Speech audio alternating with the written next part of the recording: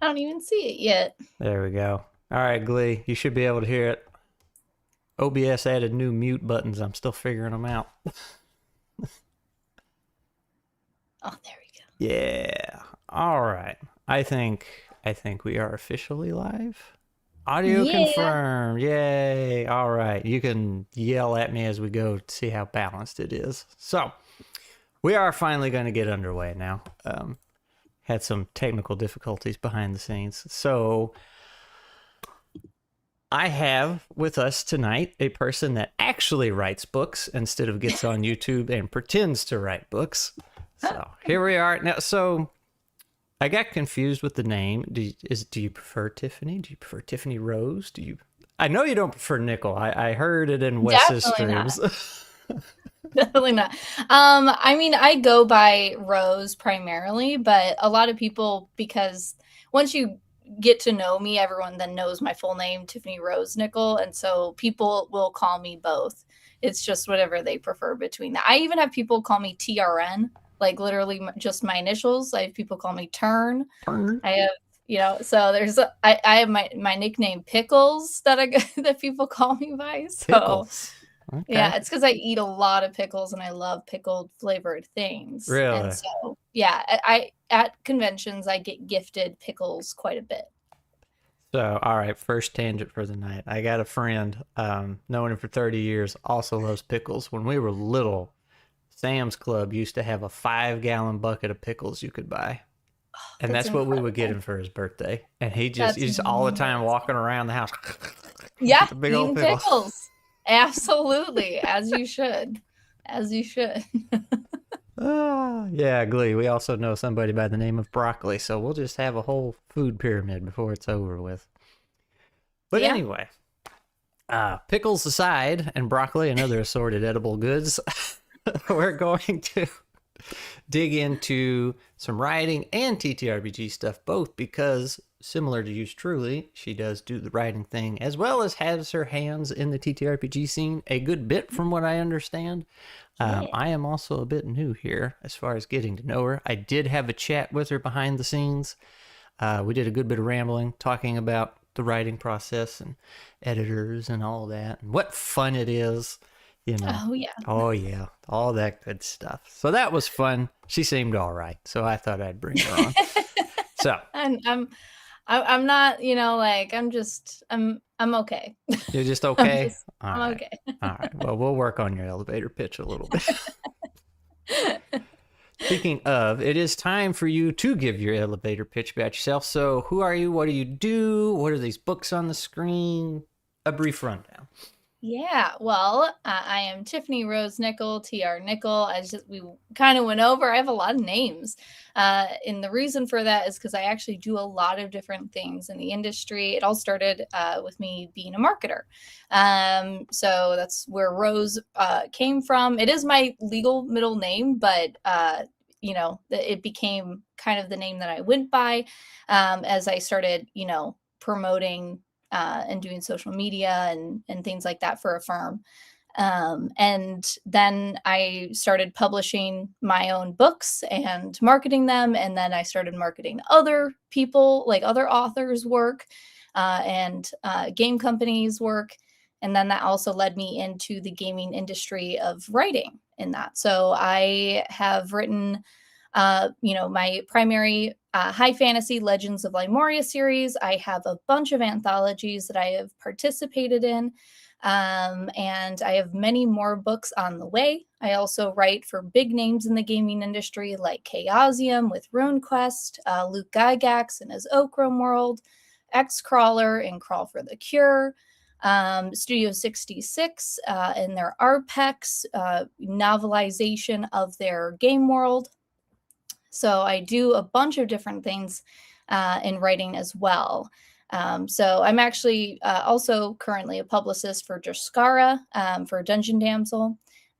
So I do anything you could really imagine in the gaming industry. I also do coaching for new writers. I actually have a mentee who will be publishing her first book in the next few months here. So super Wow. proud and excited for her too. Neat. So everything seems to kind of revolve around Yeah, writing, though, it sounds like. So, absolutely. All of it is writing centric. yeah, which is cool. So even when you're not writing your book, you're still doing writing things. Absolutely. Keeping the Yeah. skills sharp. All right. Yeah. Well, that's pretty I do a good. lot of writing. Last year was the most words I'd ever written in my life. It was kind of surreal even realizing that I had hit that number, but I did over 1 million words. Woo. Yeah. Now, is that because I remember you saying that in Wes's stream. Now, is that's not like 1 million finished. That's including, all right, draft, scrapped it, went draft 2, draft. Yes. Okay, yeah, Yeah. yeah. That's all words. Yeah, Yeah. yeah, yeah. I was say a Yeah. million. Not just published words. Yeah. Yeah, 1 million That would be finished words. crazy. That'd be a lot. Whew. Yeah, That would be insane. yeah. I'll say I might be able to hit 1 million, but only 10 of them make it out. So. Yeah. I like Gleeful's comment in the chat of your business card must be a trifold. Well, yeah, that's why a whole website is kind of like, yeah, here. Just You have this can look folding at card. everything I do. Yeah, here are all the services, here are all the things that I do in the industry. So It's just, yeah. yeah. Well, so on that, so is the writing full time, or is your not to get into your finances, but like what is the Oh, full time job? Like, is it the writing, yeah. or is it the publicist Yeah. thing, or everything No, all together? so it used to be the marketer thing. That was like how I originally stepped into the industry full time. But the last year and all of this year so far, it has just been writing. So it's been selling the books. It's been, doing contracted writing for games. So that's primarily what my income comes from is just books. That's very cool. Mm-hmm. Now, this one's mostly for myself because I got a little confused. I believe you said, and then also your editor, these were all standalone stories in the same universe, but they also say like book 1, book 2, book 3, which makes me think, oh no, I got to read book 1 first. But is that not how it goes, or? So if you read them in order, right? It makes it easier for new fantasy readers to essentially be introduced into a high fantasy world, because book 1 is actually very low fantasy. It feels, even though it is still high fantasy, it feels like it's a regular world, and then you're like, oh wait, there's magic and different races, and yeah, like this isn't the real world. This is crazy. And it gets more intensive and technical with magic the further you get into the series. So the second book then kind of delves into forged magic, and like that's like spellcraft and things like that, and a little more history of what is kind of going on. And then book 3, you see more god sent, like pantheon type of magic, and that is far more confusing than spellcraft, because spellcraft makes sense. You get add this and say this, and it you produce something, right? Where god gifted typically is a little more dependent on the god and its receiver, or the patron and follower relationship. Like those things become a little more, and you get more history on what the world is going on. But you can jump in book 3, you could jump in book 2, or book 4, and that be your first book, and you wouldn't be lost on anything. It's more of just a soft introductory. But this was also like my debut series, so 5 years ago was the first time I ever published anything, and that was Light of Evanora. And so the numbering was just like a technical decision, of like, people liked number fantasy books. It makes it easier for them. They feel like it's a congruent story, but you can kind of just start anywhere. Really? They like the numbered things on there? That was what was pulled in market at the time 5 years ago. Really? So well, I'm smirking over here because in the YouTube world, that is that's like big no. Do not put episode whatever on your YouTube title. Yeah. They're like, don't do that. Don't do it. Yeah, it is. I mean, like, it's totally. I mean, look at what are the Basement Yard, right? They number every single one of their episodes, Yeah, right? I would say some people It, still do it, but like yeah, you it's so hear, it's so different. I feel, but in the 5 years ago, right? It was like. The number of people who would walk up and be like, "Oh my God, you have numbered books. Thank you." They'd be like, "This is amazing. No, why don't more authors do this?" And yeah, I'd be like, "I don't know why they don't." It marketed like when you pulled it, it was like one of the highest requested things for fantasy novels was numbers on books. well, I would say Um, there was, when I was way back when I was reading some, I remember finding a series or two, and it's just like, how do I know which one is first or which one's right. next? Like, there's Exactly. no. Exactly. And so even though in my series it's the perfect fantasy series to not number because it actually doesn't matter where you start, it was still like, a decision between Chelsea and I that it was a good thing to add on it. But I think moving in the future, once the series is completed and I do the anniversary editions and things like that, the numbers will be removed because the polling isn't in the same place anymore as it was back then, and it just doesn't. It's not necessary for the series. So Okay, all right. Well, let's see. Glee wanted to know which book, other than one, do you think is most enjoyable to start with? My personal favorite is number 3. So Songs from Haldoris is probably to me the like I don't know, the best introductory point in my opinion. And I say that because that's the most recent one published. So I'm a firm believer that my last project is the best one. And so I hate books 1 and 2 now because 3 has replaced them in my mind as being good books. So And wait, that's. book 4 will do the same to book 3, I was and say, book so are 5 four will and put them five all to not shame. out yet, or? No, so 4 is actually in the process of finalizing for publication this year, and Mm, book 5 is close behind it. So okay. So you it's lied just to me. I see. Okay, you gave me this I didn't picture. lie You gave to me this you. picture with all these books, and I thought they were all out, and I could go buy them. Okay, that's fine. It's not a lie. So this series has been planned since book 1, Mm-hmm. right? So right away when I signed on with Chelsea, it was like we knew that it was already going to be 5 books, and what the story was going to be, essentially like the thread between all of them, right? So I knew for certain what book 5 was, and I've been writing book 5 since book 1. But book 5's changed very consistently as I've written all the other I would books. imagine. To my bane in some cases, because your characters are going to make decisions for you, against your will, and you Mm-hmm. kind of just have to suck it up and let them do what they want to do. Otherwise, your book's just not going to feel as realistic, and it isn't going to flow as well. So they forced me to change book 5. Sometimes they die, sometimes they leave, Yeah. sometimes they change sides.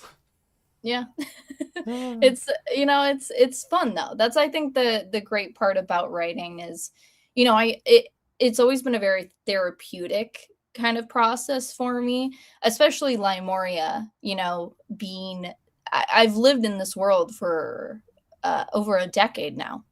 And so it's writing in it is always like kind of putting myself away and just living in this fantasy world.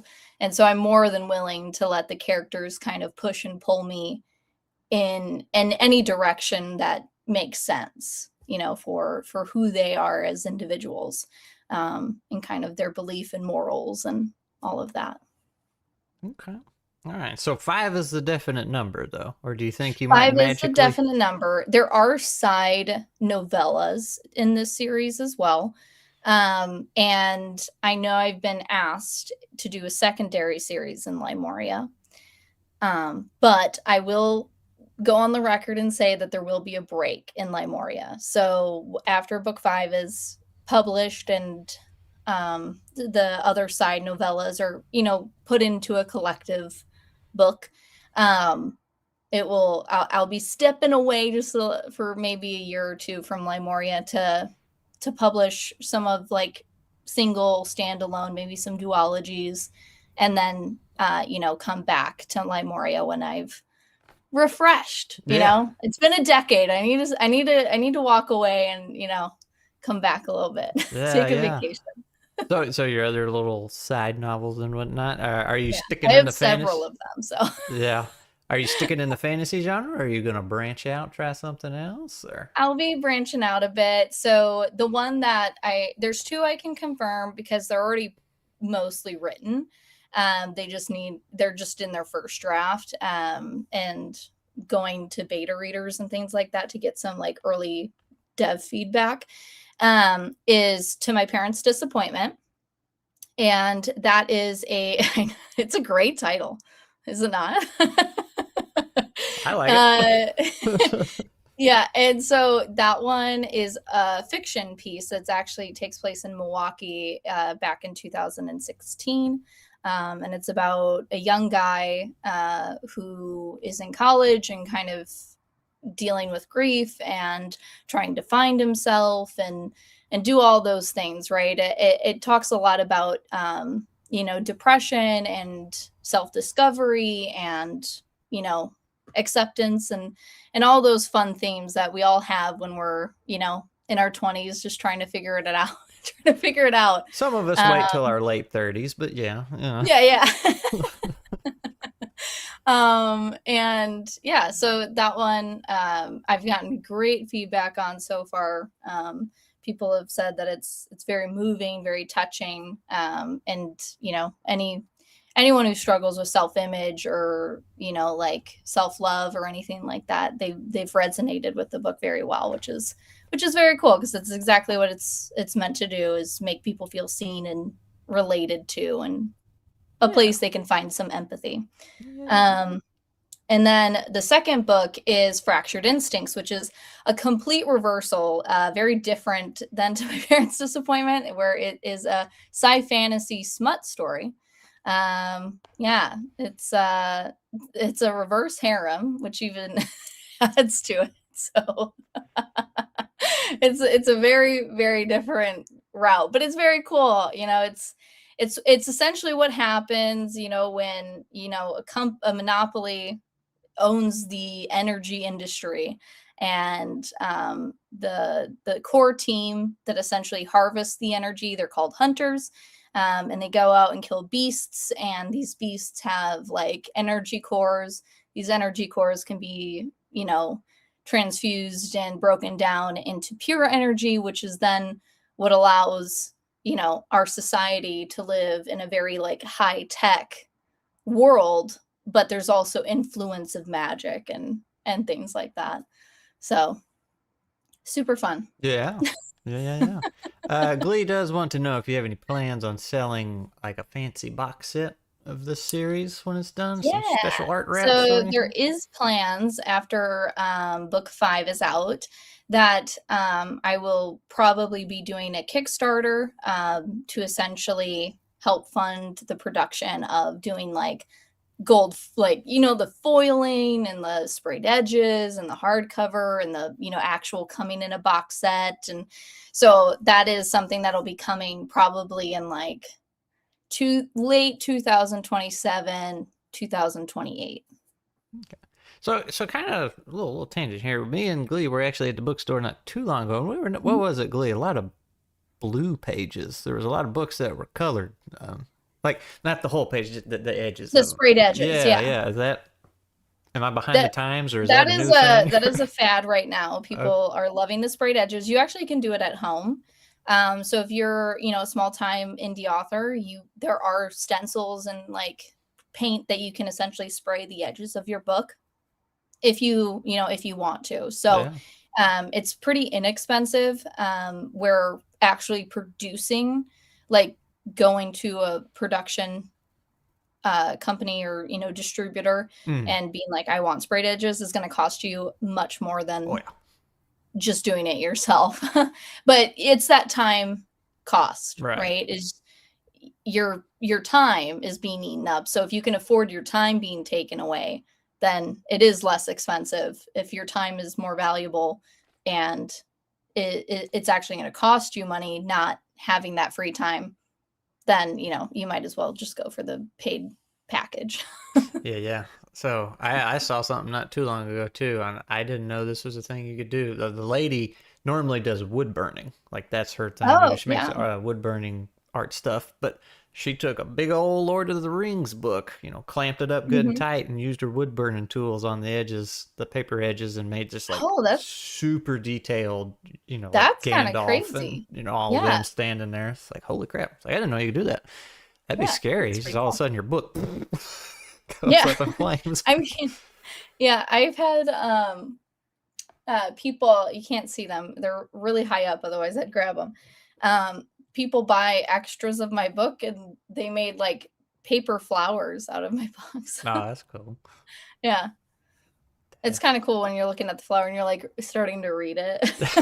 I remember that scene. What section was this? Oh man. It's a cool thing. I mean, I don't, people are crafty. I'm not very crafty. All my creativity is in like this. The I used to make wordsmithing. clothes, but this takes up all my time. Yeah. Well, okay, so similar vein. If you've seen that, has anybody? I'm assuming you get out to cons and everything. Has anybody ever showed up to you in cosplay of one of your characters yet? Or Oh yeah, and you don't count. actually, You don't yeah. count. Let me show you this. This was a gift, and I have it with me. This is Zalia's quiver, Oh, and this is like the symbol that's on the book. I say that on the book there. Yeah. So they literally handmade this and the arrows, and they also made her bow that has like the cardinals on the edges as well. I say a silhouette there going on. Yeah, But I have one of the books that I describe that has like some meaning in the books. A book that's in a book. A fan made that. I've gotten a lot of fan art and things like that. I've gotten a cutting board with the art, like stained glass artwork.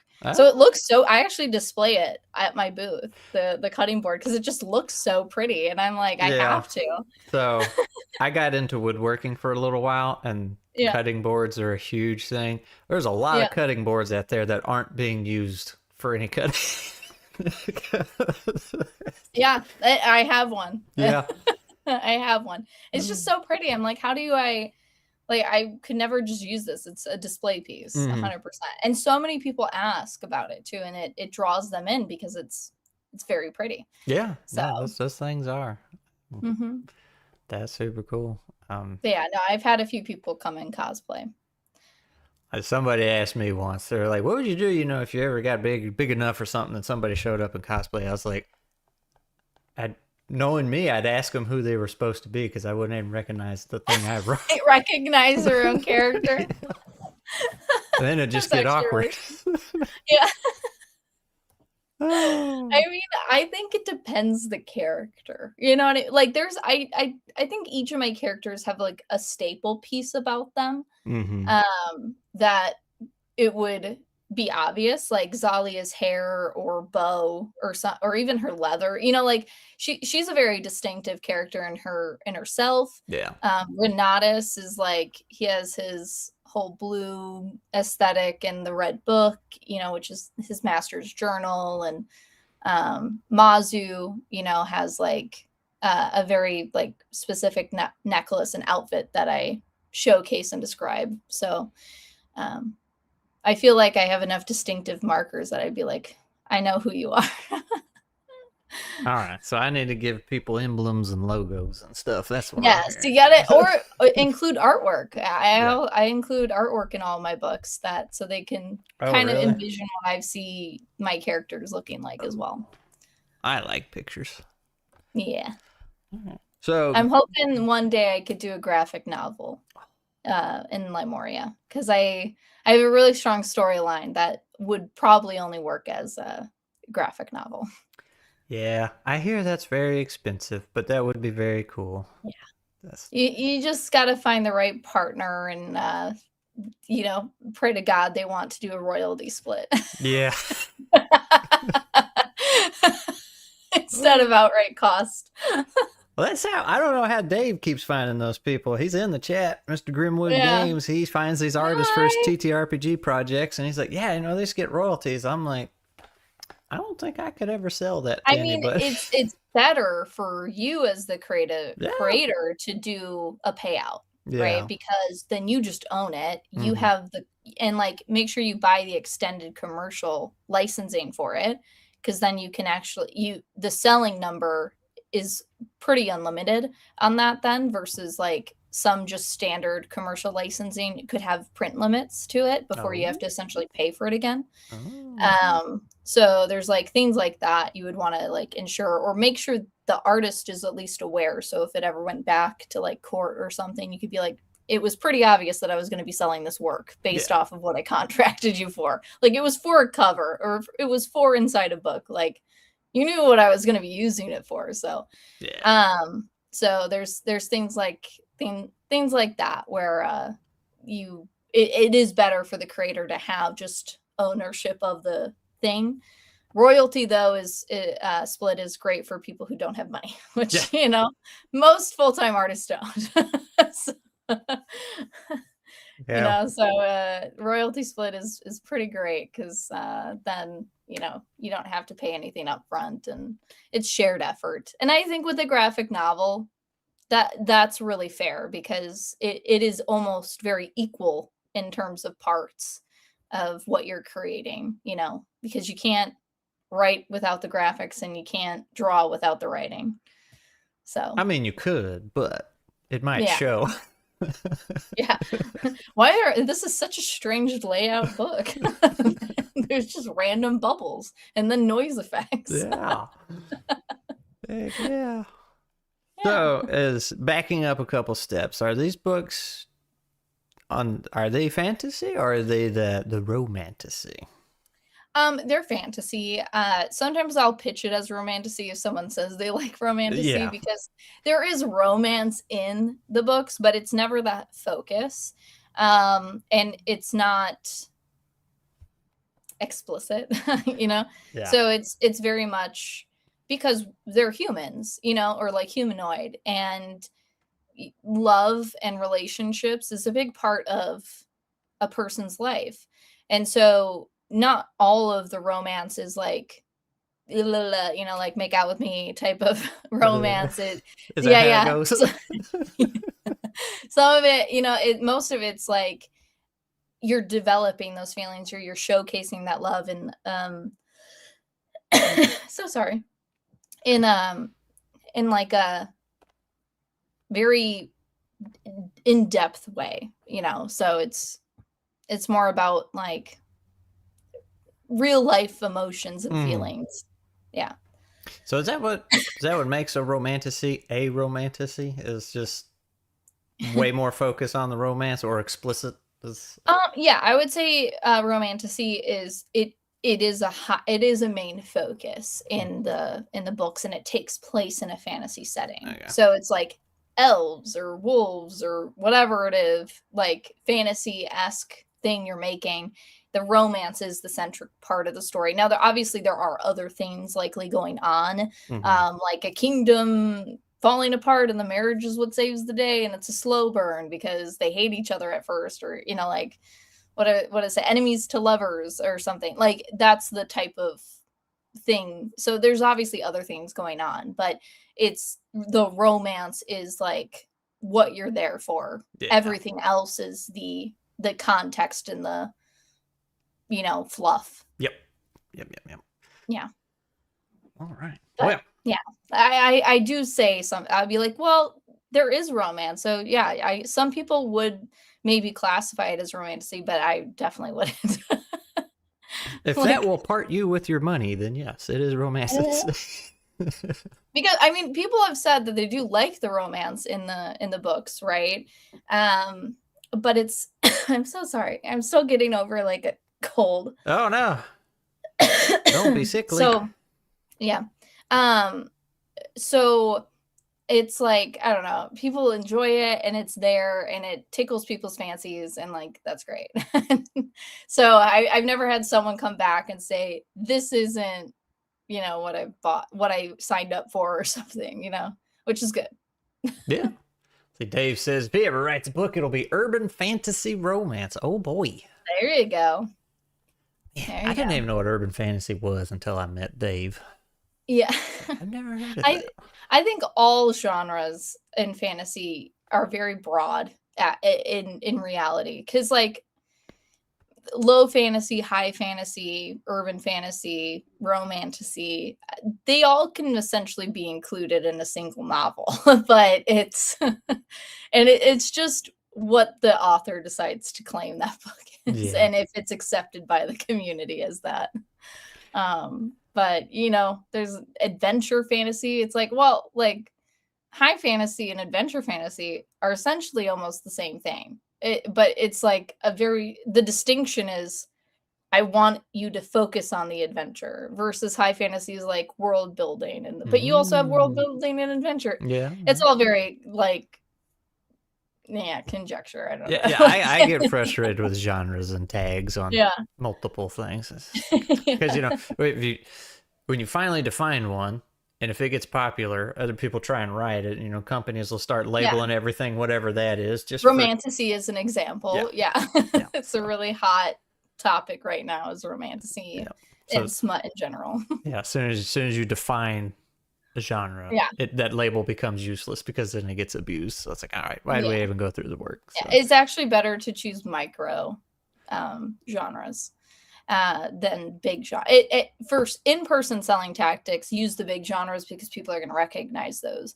When you're building up like an Amazon profile or like a distributor profile, use the micros, because then you're going to get higher rating scores in those micros mhm. genres, because there's not as many people using them Mm. as the big ones. You still want to use the big ones for searchable reasons, but you're a fish in an ocean. So unless you're spending about $15,000 to $25,000 in marketing and advertising every month, you're likely not going to be highlight spotlight in those major categories.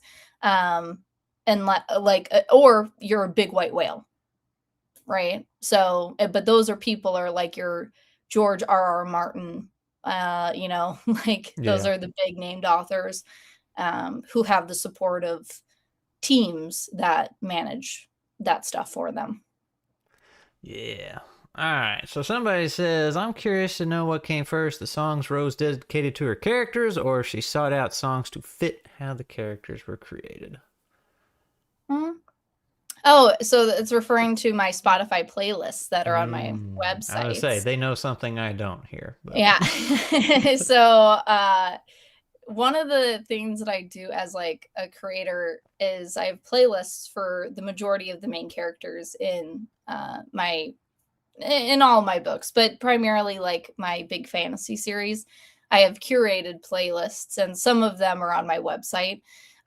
Though I think if you act, I think anyone could find any of the playlists. So, but to answer the question, I would say I definitely, it's a mixture of both. If I hear a song and it makes me think of a character, or it may be inspired an emotion or a scene for that character, then I would add it to the playlist. But there are some songs that I'd be searching when I'm like in my initial process of like, okay, I'm going to be writing this book, I'm going to be writing this character. What songs would help me get in best into the mindset of this character, or like what song could like emulate this emotion or the scene that I know I'm going to write for this character. So I'll purposely go out and then search for them. But I have a massive, massive playlist. So my main playlist that I listen to on like a very regular basis has like almost 3,000 songs on it. So I curate. I have a lot of curated music that I've searched and gone through, over the years. And these are just sub playlists that kind of help me, get in the zone. you know, get in the zone and become the character. Because I write first person too, Oh, okay. in Limoria, and it's present tense. So it's like I need to be very present in this character when I'm writing them. So I kind of block out the whole world and hide away, and I lose myself a little bit, and like I'll repeat sentences that would be kind of things they would say to themselves inside their head, and kind of let them possess me, I guess you could say, a little bit. And like, so when I'm actually writing the story, I'm not me anymore. I'm this character. I believe what they believe. I even because I don't always agree with my characters, and most of the time I feel like I do, but I don't always, because sometimes I write from a bad guy's perspective, as an example, right? And so I have to write not great things on an occasion, but I still want to be honest to that character and their voice, regardless of my beliefs or whatever, because it's not me. It's this character's choice. It's their rationality. It's their morality. And as an author, you have an obligation and a responsibility to write with authority. And so if you're going to write about something, you need to kind of own that and like write about it truthfully. So if you're writing about an experience, write it truthfully, write it with authenticity, and very focused in on it. So that's kind of like my thought process behind when I'm writing it, and that music kind of helps me just even more so kind of get in that zone of like, Yeah. I am Zalia. I am Mazu. Who is Tiffany? She doesn't exist. That's right. Nah, I can appreciate the music. So we're going to dig a little deeper into the writing bit before we get into the TTRPG stuff. But first, Glee did want to know, what genres do you enjoy reading? I enjoy reading all genres. I prefer fiction, and like old classics, like primarily. So, your Charles Dickens, Jane Austen, Virginia Woolf poetry. I like Margaret Atwood. I love all of her stuff. But I also delve into horror quite a bit. So I enjoy reading the spooks, because I also write horror as well. So Peter, come back. Where'd you go? Peter is yeah. our residential horror guy. Yeah. So and that's actually where I started writing, was horror. So back when I wrote my first ever book, I was 13 years old, and it was a psychological thriller called Artist of Death. And it was very fucked up for a 13-year-old to write. Going through some things. Yeah. Wow. I reread it like 2 years ago, and yikes. But that was the real horror experience, was having to reread. Yeah, it was. I mean, most of it was like, yeah, a 13-year-old definitely wrote this, but the plot line was like very solid. Like it had a beginning, middle, and end that you could follow, and it was like genuinely a good concept. It was just poorly executed. Yeah. On my end. But the torture scenes, those held up very well. So Concerning. I don't think I'd edit those. I think I would literally copy and paste those Oh, wow. if I were to rewrite it. Those actually held up pretty well. Are you going to rewrite it? I've been asked by my friends who read it when I was young if I would maybe publish it and rewrite it now that I know how to write. I mean, but writing is not like just a born gifted talent, right? It's something you improve on every single time you do it, right? And that's why I love my newest project. I think it's the greatest project I've ever done, and it's because it is. It's the best writing I've ever done, because it's my new level of talent, right? So, like, I feel like it's so night and day difference, like what I published in Light of Evanora as my debut novel, and what Songs from Haldoris is. Like, I feel like I can't even believe that it's you know what I mean? Like how the talent has just gone up so much in comparison. You know what I mean? So, and I say talent as in like I'm not a terrible writer, but I, you know, like I think I'm pretty good, but I'm not like the greatest writer on the earth. I know I don't think anyone is. I think there's always room for improvement, and you know I will never be at my greatest, because it's the next project that's going to be greater. It's the next project that's going to be better. You're the best So writer for that story. exactly, yeah, Which is 100%. actually the question I wanted to ask, which was, why do you write novels/stories? Do you have something you're trying to tell? Is there a moral you want to teach, a life lesson? Do you Yeah, just want to make that mad cash? Because we all know writers make that tons of is a money. joke. Yeah, if you're getting into this industry for money, wow, you chose wrong. Someone lied to you. Yeah. But I mean, you can make money, you know, living proof, but like it's, you know, it's a lot of hard work, and you travel a lot, and like There are it's a lot easier of ways. expenditure as well. Yeah. But I mean, there's a lot of different reasons why I write. You know, kind of like I said earlier, you know, growing up, it was always therapeutic. It was always like um a way to let it all out, you know, instead of always keeping it together. And like I'm a very composed person. And so, you know, like writing was the place where I could just express openly without like worry of judgment or fear of anything, because it was just on paper. So whatever, right? And it wasn't until like Light of Evanora that I even thought publishing was ever even a thing or like a possibility. And once I kind of got into the mode of like, why do I want to publish outside of like, that's an awesome milestone? It was because I think, you know, for me, reading has always been a way to gain empathy, to learn something new, to take me somewhere else, um, and to experience things that I might not ever experience elsewhere, right?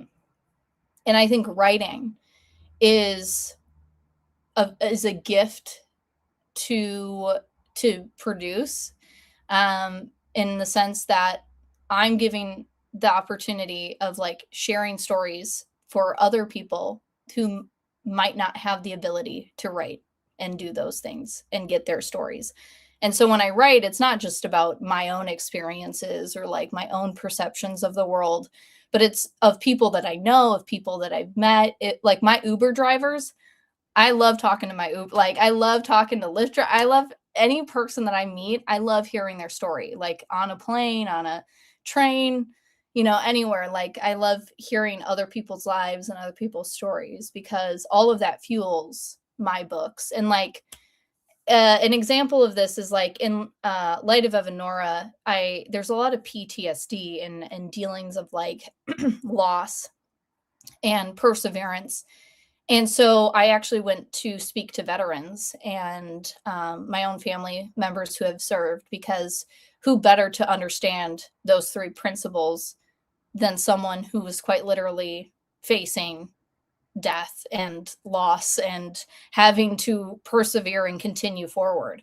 And so, you know, hearing their stories and like how they overcame all those difficulties and things like that was, you know, so, you know, I understand a bit of perseverance, right? In my own life and dealing with things, but that's a different type of perseverance of like of seeing things that, you know, is so unbelievable, and you know, like dealing with things that are unimaginable. And so I'm writing with the authority of their experience and their stories, and channeling that through this book and exposing others to their stories, but Mhm. it's digestible and it's put into context where it doesn't feel, you know, overwhelming or so generally specific. It's broad, and it can apply to many different things in people's lives, that they can resonate and feel seen and maybe learn something new and gain perspective or gain empathy for someone who is going through something like that. That was a long-winded answer. No, that's all right. That's very good. I'm a writer. Words just kind of come and go. Words just kind of come out. Oh man. Well, I was gonna say, like, I enjoy hearing other people's stories too, but boy, oh boy, am I bad at initiating the conversation. Like, I could be on a 10-hour train ride next to a guy and never say a word. But if he starts talking, I'll be like, yeah, man, yeah. And then I'll start asking questions, but start the conversation? Nope. No. I don't know what it is. I don't think I've ever been able to, like, go anywhere and not have a conversation with someone.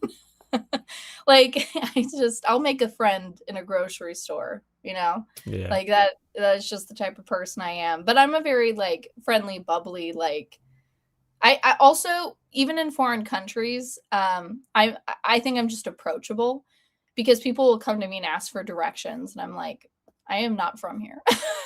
You're asking the wrong person what terminal to get, like, what station to hop off on. But did I help them? Absolutely. I think But did I helped also them. learn why they were here and what they were doing and their names? Yeah, I did. Oh, man. That's funny. You Also, know? what's up, Twice Dead? I see you in the chat. Glad to have you back. All right. So you mentioned a minute ago or two, about writing first person. So I know there's a lot of opinions on the internet. Oh, there's so many. Yeah. None of them are right. Yeah. One of them I see frequently is like, first person's garbage. It's a sign of a rookie writer. You run into that a lot, or you just No, I don't care? Really? I think the more of it is, like, people enjoy just knowing everything. Right. And, like, that's, I feel like, the preference for third person is that typically you have a narrator, and even if it's unreliable or limited, you still get the inside thoughts of all the different characters, or like a knowledge of outside of those characters' things, right? But I've never gotten it being like first person's trash. People have just said it's not their preference, or like, and I'll ask why. I'll be like genuinely curious of, like, is there a reason why you and, like, it's totally cool. There is no right opinion, right? Like, this is people one of those, like what they like. Yeah, this is one of those things I've only seen online, never in person. So, yeah, you know, yeah, and, that crowd. I mean, I've had people say pretty terrible things to my face, but, like, not about my books. Like, just, like, unwarranted. You're like, okay. Yeah. Why?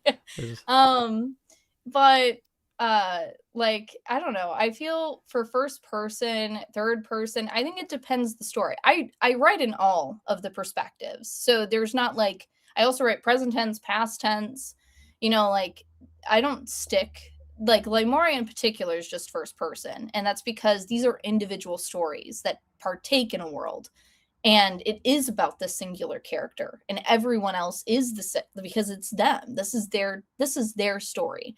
Everyone else is just a part of their life, right?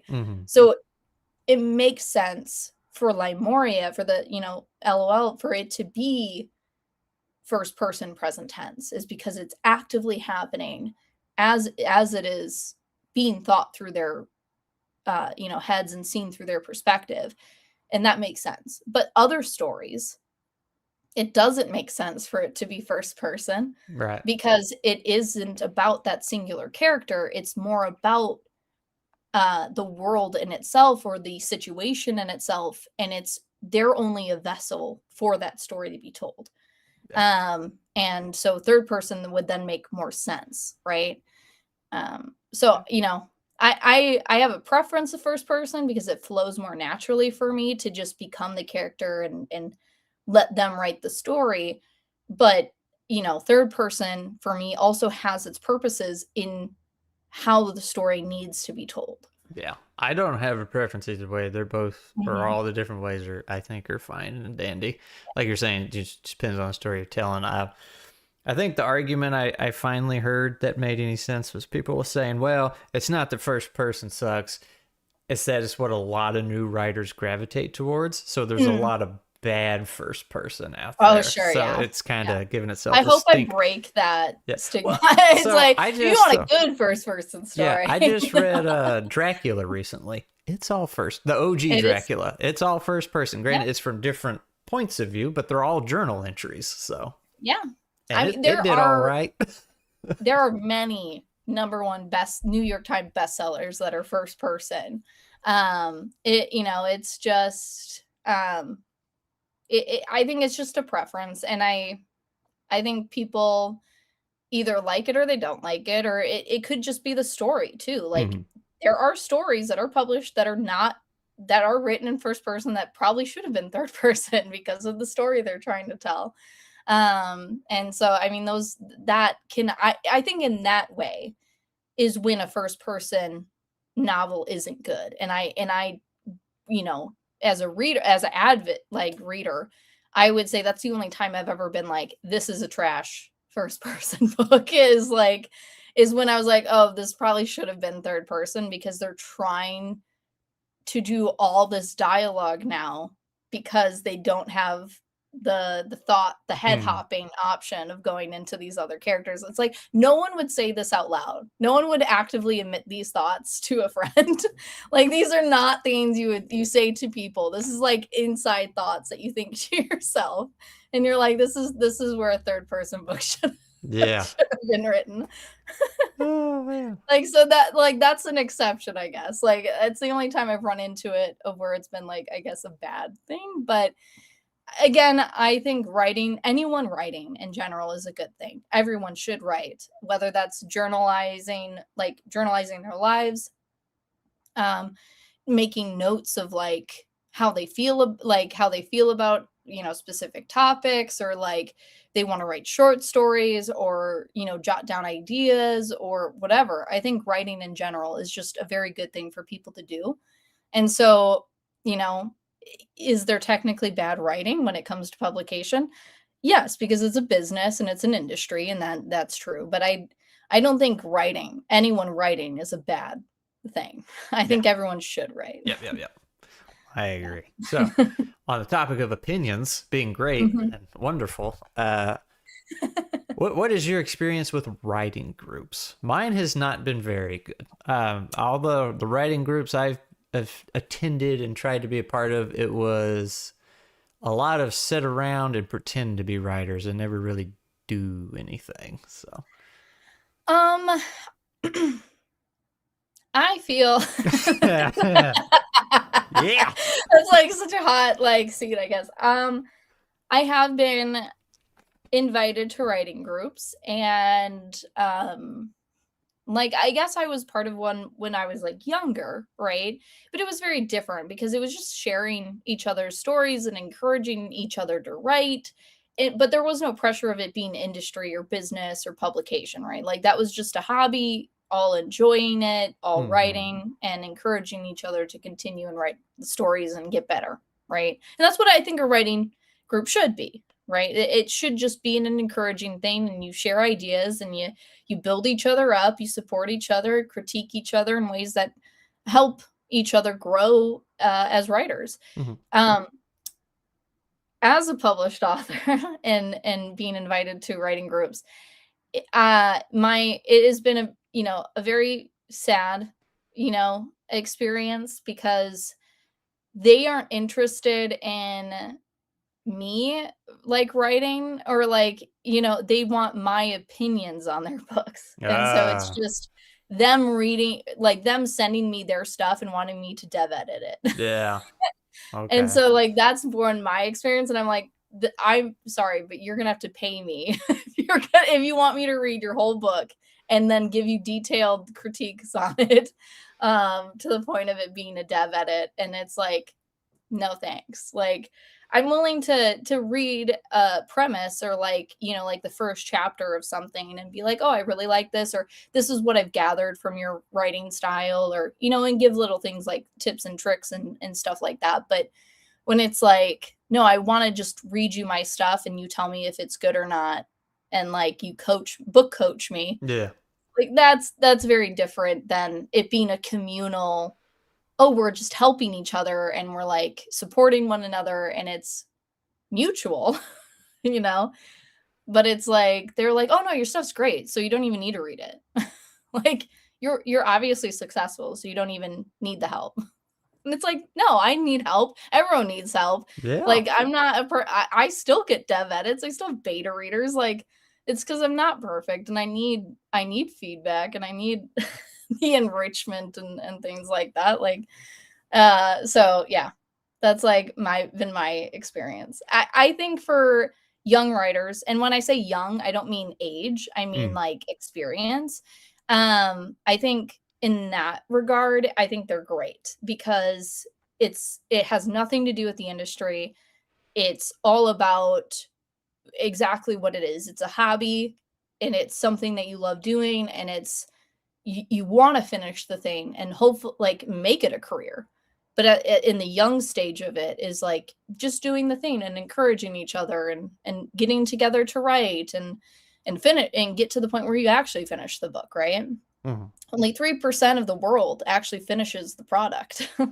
You know, only 1% actually publishes it, and only 0.1 of that 1% actually make a living from it. So, and those are real stats that came out of a lawsuit. So, Out of a lawsuit? yeah, when when two of the big five publishing houses tried to merge, there Mm. was a big court case about whether this would then create a monopoly, and which it was voted that it would, and so they weren't allowed to make the deal. But in that court case, they actually like came out and talked about all the numbers of what traditional authors make, and like what they pay their traditional authors, and like the percentage of, and so all these like different statistics started coming out. And it was actually really Yeah. gratifying to know that I made the right choice in my publishing decision. Yeah, I feel And like that I probably like wouldn't be where I am in my career had I gone like the pure traditional route. And yeah, I feel like those numbers just very much solidified that I made the right business decision. I honestly don't understand why in this day and age somebody would pursue traditional unless they were already a big name and just wanted to be kind of lazy, I guess. Let them handle a lot of the grunt Yeah, work. but that's But not even how traditional publishing works though. And right. it's like and like a lot of people have this like you know, Hollywood image of what being, because I am traditionally published, I'm indie published, I'm hybrid published. Like I have all the different forms of publishing under my belt at this point. But there's this Hollywood image a lot of people have of what traditional publishing actually is, and it's just not true. You're not going to make $1 million book deal, you know, at like off the bat. Right. And you know, it's that's very rare even in the industry to get $1 million book deal. You know, like that's one in a billion, you know, kind of numbers. And you have to have a following like already kind of built up, and you know, influencership, and you know, like all of those things are a big part of traditional publishing now. And even like even in once you get that deal, you have to do your own marketing. You have to, you know, like you have to ensure that your books are being sold, because if you don't meet a certain criteria, you could lose your deal. They could literally ask you for the money they gave you back. You know, like there's a lot of stipulations, and obviously it depends the publisher, it depends Hmm. the type of contract that you sign with them, but you're also losing your licensing and your rights to publish. So you're losing control over your work. And so I don't think there's anything wrong with trad publishing. Obviously, I've done it, but I do think that there's a lot of misconception of what trad publishing is, Oh yeah. and I feel like a lot of people fall into the trad trap, and they get dejected, and because they have to find an agent, and agents can reject you. And getting those rejection letters early on, especially because it's you know, a right to market industry, And so you better be, if your book is going out there, it better be one hell of a write-up that you do. Or second, it has to be in what's hot in the market, because otherwise you're not going to get picked up even by an agent. And then that agent has to go find a publisher to pick you up. And you hope that you have a good agent that's going to actually advocate for you and get you a good deal, and allow you to have a good relationship with that publisher, because agents also come and go very frequently. They're like brokers. And they hop and drop clients all the time based off of their availability or income, or what, their own life situations. And so you also hope that you can have some direct connection with the publisher so you can solidify your own future with them, and not it just be dependent on. There's so many nuances of trad publishing that I feel like is so ignored, I guess, like in the original idea of what that is.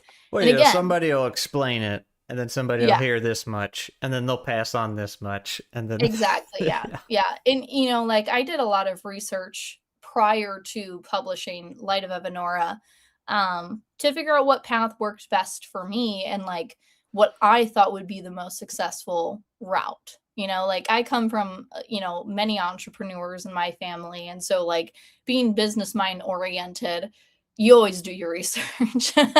And you gotta test the market, and you gotta see and compare the pros and cons. And I think every single publishing option has its pros and has its cons. And you as the business owner, because regardless of how you publish, you are a business owner. This is not a hobby. This isn't just a flimsy little thing. Like, you're choosing to sign up to being an entrepreneur, and you have to kind of write your mindset in that of approach of, this isn't just creative work anymore. This is a job, and this is a career. If you want it to actually be that. Right. And so it's like, you have to decide what's going to work best for you. If you want to go the traditional route, because like you want the financing and you want the support of an editor and publisher, and you don't mind kind of the loss of creative control. And I don't say that as like a spooky boogeyman sentence. Like sometimes it feels good to be like, yeah, you just handle it. Like I've done the main work here, and now I'm passing it off for you to do everything else. It feels great to do that. Yeah. I can imagine. On an occasion when you have like so many other projects you're working on, you're like, yeah, please just you handle this. I don't want to. Yeah. But like it totally is up. You have to decide what works for you as a business owner. I was watching an interview. This lady, she's been editing for a long time, and she's kind of shifted her YouTube channel to do more interviews instead. And she had one recently. I haven't read any lit RPG. It's still kind of a new, weird concept to me, but this guy is apparently a big head in that space. And he's talking about how he started posting on Royal Road and some other places, built a following, started selling books, and he was doing it all self. And he said some publisher approached him and was like, made him a contract and offer and everything. And he's like, wait a minute. Because I think he was an accounting major, so that's where they messed up. And he went and he's like, guys, I would make this many thousands and thousands upon thousands of dollars less if I went with you guys. He's like, what are you, nuts? And he proceeded to cuss him out. But that's like that's what I mean by writing your mindset. Is that this is a business, and you have to treat it as such, and you have to think critically like that in contract deals. And when you're talking to art, like, you have to know what an extended commercial license is as a writer. If you're contracting an artist to do artwork for your book or for your cover, and like you have to know those things. And like there's so much. You have to be an accountant. You have to know laws. You have to be a lawyer. You have to know what insurance to buy. You have to because your personal renters or home insurance is not going to cover your business property, right? And so you have to have separate property coverage for your your stock and things like that. So, there's just so many nuanced details. You literally wear a million hats because you are an entrepreneur, not just a creative anymore, once you decide to make this your business or your career. And it's insane. It's insane. And even traditional authors have to know a lot of these things. And like, so many people, I guess, get scared of like the indie word, right? And it's like I think in this day and age, it's lost some of that taboo, language or feel around it.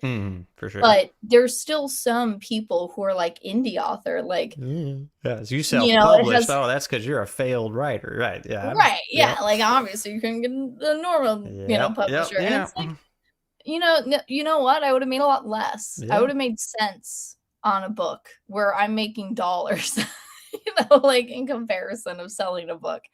And so, like, a lot of people don't, understand, and they don't need to because they're not in the industry, Right. right? But some people, I guess, get scared of that whole indie approach because it's, one, a lot of work. It's you paying for everything. It's you having to figure it all out by yourself without any support, really, unless you know other people in the industry. And like, some people feel like it doesn't have credibility. But guess what?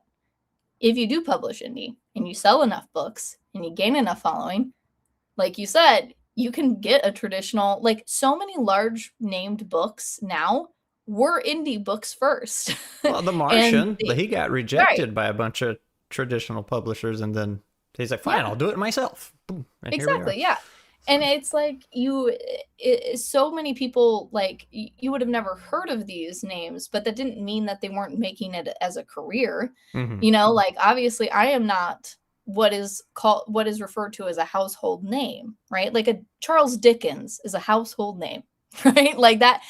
Almost everyone who owns or has a library in their house, or like a bookshelf, probably has a Dickens book on the shelf, right? Mm-hmm. So that's what's called as a household name. I'm not a household name, but I can make a living off of selling my books, right? And it's like, you don't have the fame that, like, a lot of those white whales do, but it doesn't discredit who all the work you do, all the books you sell, and, like, you're still a full-time working writer. If you can make a living and pay your bills with your writing money. Yep. Yep. Yep. Yep. All right. One more from chat, one more from me, and then we'll shift gears. So, Dwightstead did ask a while back, what was your least favorite genre to write? Oh, man. I don't know. It's hard. I think there's pros and cons to all genres. I think for me, my least favorite genre is probably like a high-tech science fiction. I love reading science fiction, or like watching it even, but like writing it, not a big fan. I do write it on an occasion, like I have for anthologies, but I think for me, I just get too caught up on the actual science of it, like, because I'm a researcher. Obviously, I talk to people. I learn. I like to write with authority.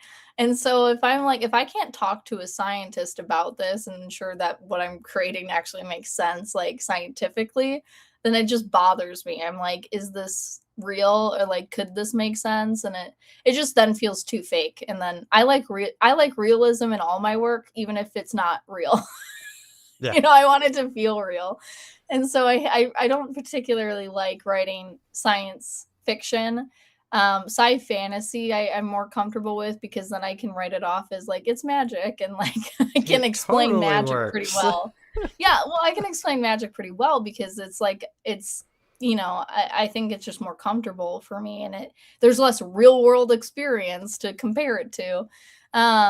Where like science fiction is like, no, you actually could figure out, like, in theory, how this thing should work, even though it doesn't exist or couldn't be made. You could still have theory. Like we understand deep space travel, even though we've never done it, right? Like that's what the whole Artemis missions are doing, right? Is they're wanting to, and NASA's wanting to do deep space travel with like putting a station on the moon, right? Like that's what the next 10 to 15 years of NASA is going to be, is Artemis, right? And so it's like we have an idea of what this is, and we have in theory what all these things are. And it's like, I feel like for me, I don't know enough to be like, this is how this technology should work, even though it doesn't exist. And so for me, it's, yeah, hard sci-fi is just not, it's not it for me. Not it for me. Yeah. All right. But I love it though. I respect it. I really like old sci-fi books. You're reading it like, you're dummy. That's not how that works. Yeah.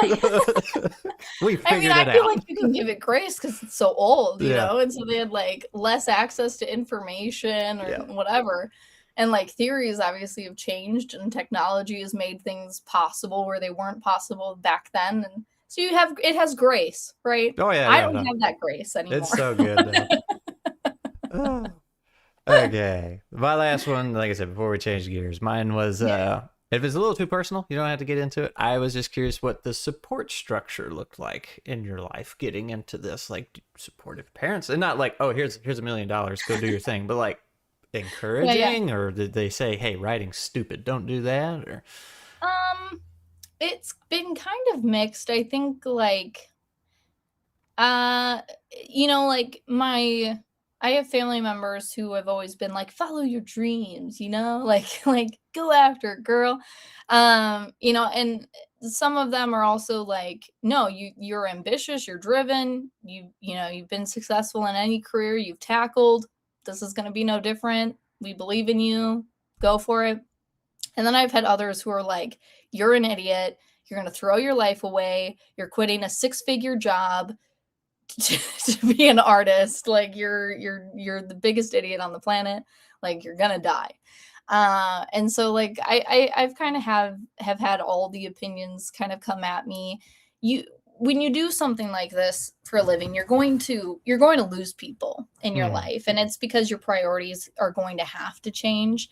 And I think like that's the hardest part to, I think, actually experience. It's not like, I don't think it's the finances. I don't think it's like the, you know, like the juggling. I don't think it's the time management. I think it's honestly you realize very quickly who's in your corner and who's not in your corner. And those who aren't in your corner, you can't always just be like, bye, you know, like, because you love them dearly. And then, you know, having people leave your life because they're no longer the priority, because your dream and your business is the priority, because it has to be in order to make it a reality. You know, for a given time, like there's an end date. You know, eventually you hope that you make it, and like now you don't have to give it 100,000,000% just to survive and like make it a thing and make it a reality. But like in that time period where it's like this has to be the main focus in order to make it a reality, you're going to lose so much of your support system and so many people. And I hope you don't. Like I hope no one does.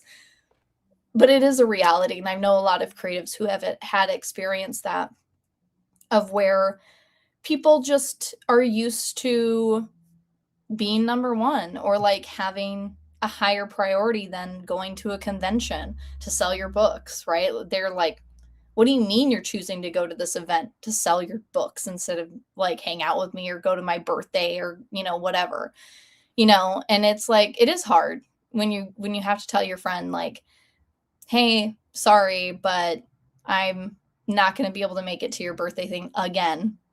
Or I have to cancel our plans again because a deadline came up, or, you know, a meeting came up, and like, it's hard, but the people who love you and like want to support you will understand the conflicts of time, and that, you know, nothing else is going to be the priority outside of your baby, which is the career. I would say it's weird how some people will accept just fine perfectly, oh, work called, I have to go do this thing. Yeah. But when the work is your thing, it's like, well, that's not cool. It's like, Yeah. but it's still work. Yeah, I mean, the number of times where people in my life have told me, like, are you seriously taking like even tonight, I got a little pushback on coming on tonight because there were other things that people were asking me to come do, and I was like, this is important. Like, this is important for me. This is important for my career. This is important for like making other connections in the industry. And like, I was like, it's important to be on this. And it's they don't quite understand it because they're not in the industry and they don't get the relation and they have a 9 to 5 Monday Yeah. through Friday, very set schedule. I don't, right? Like I work from 7 a.m. in the morning until 2 a.m. in the morning most days. And I don't have weekends. My weekends are going out, setting up a booth, selling my books. I come back and I have more work. I have meetings, I have writing, I have deadlines, I have, like interviews, I have, actual plays. It's all these things that are like that are not a regimented schedule, but continuously never changing. Yep. And so it's very hard for people to grasp that because that's just not their life. That's valid. That's totally fair. They have every right to feel the animosity or feelings of rejection and all that other stuff, right? Because no one's feelings are unvalid. But it's one of those things that as the creator and the creative, you kind of have to be like, this is what my life looks like.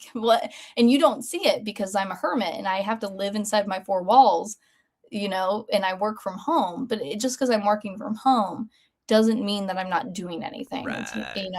It's like I sit in this chair. It's so worn. There's a permanent indent.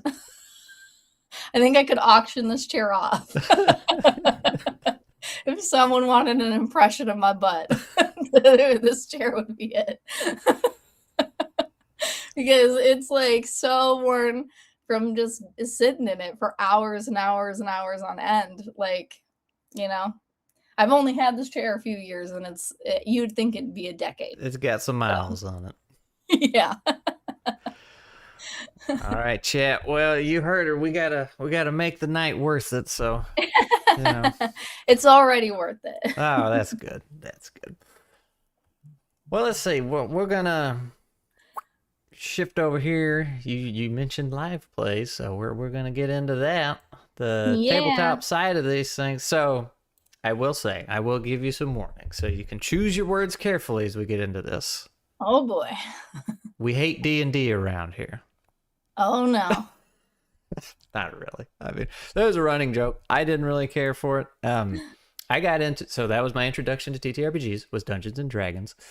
But when I first got into it, I was like, I really like the idea of TTRPGs. I really do not like this game, but I ran 2 campaigns that were 2 years each and then ventured off into other games, never looked back. Yeah. So the running joke on the channel is Scrat hates D&D and he'll take a stab at it every chance he gets, but it's not that bad. But it is a lot of indie guys and gals around here. Love it. Yeah, I'll play their stuff and promote it, and we'll do live plays, and then I'll do reviews. There's a lot of... I don't think Peter's in the channel anymore. He's got the Tales from Elsewhere channel. His is very design focused, his channel. Oh, sure. So his server, and he's really blowing up. Like, his channel's really taking off. Awesome. So he's got a huge community, just everybody making their own games. I'm more on the chill side. It's like, yeah, you can come over here and talk about it. You probably won't get very good feedback from anybody. We'll all just be like, yeah. Make stuff. Doing good, kid. But sometimes that's helpful. Yeah. But that's kind of, I'm just messing with you, really. You can talk about D&D if that's your thing. I think all games have their purpose, right? And like the whole point of a TTRPG, pick your poison to tell a story, right? Mm-hmm. Like that's what it all is it's coming together with friends, with strangers, and creating something together. And so in whatever like medium you want to do that, like that I feel like it's fair, and like whatever allows it to be fun and enjoyable, uh, that's the system you should choose. And so if it's 5e, if it's Pathfinder, if it's RuneQuest, if it's Cthulhu, if it's one-page dice dungeons, if it's Dungeon Race RPG, like whatever the system you're choosing, you're coming together to create a memory, to create something with people, right? And engage with people and it be a community-based thing. I don't think, to me, I have preferences in systems I like, sure, but I don't think there's one that I'm like, this should never exist because it's blah blah. Like, I don't believe that, because obviously it exists because someone wanted this to create something specific, or create with people. And so I mean, as long as people are having fun and enjoying it, let it be. Yeah, so like DM Tail said, scratch this is 5e, you take a drink. That's the ongoing thing. And then somebody's like, well, if we did that, we'd be under the table very quickly. So yeah, it's like, that's what I've told people. It's like, 5e is what you like. It's fine. I like picking on it because I legitimately didn't enjoy it mechanically, but like that doesn't. Sure. Yeah. It's whatever. Some people think love it's overwhelming, and that, some people find it's overwhelming in its creation process. Some people think that it's too restrictive. Some people think that it's too free. Like there's not enough rules around it. So it's like there's so many different feedbacks that I've heard about, all the different editions of Dungeons and Dragons.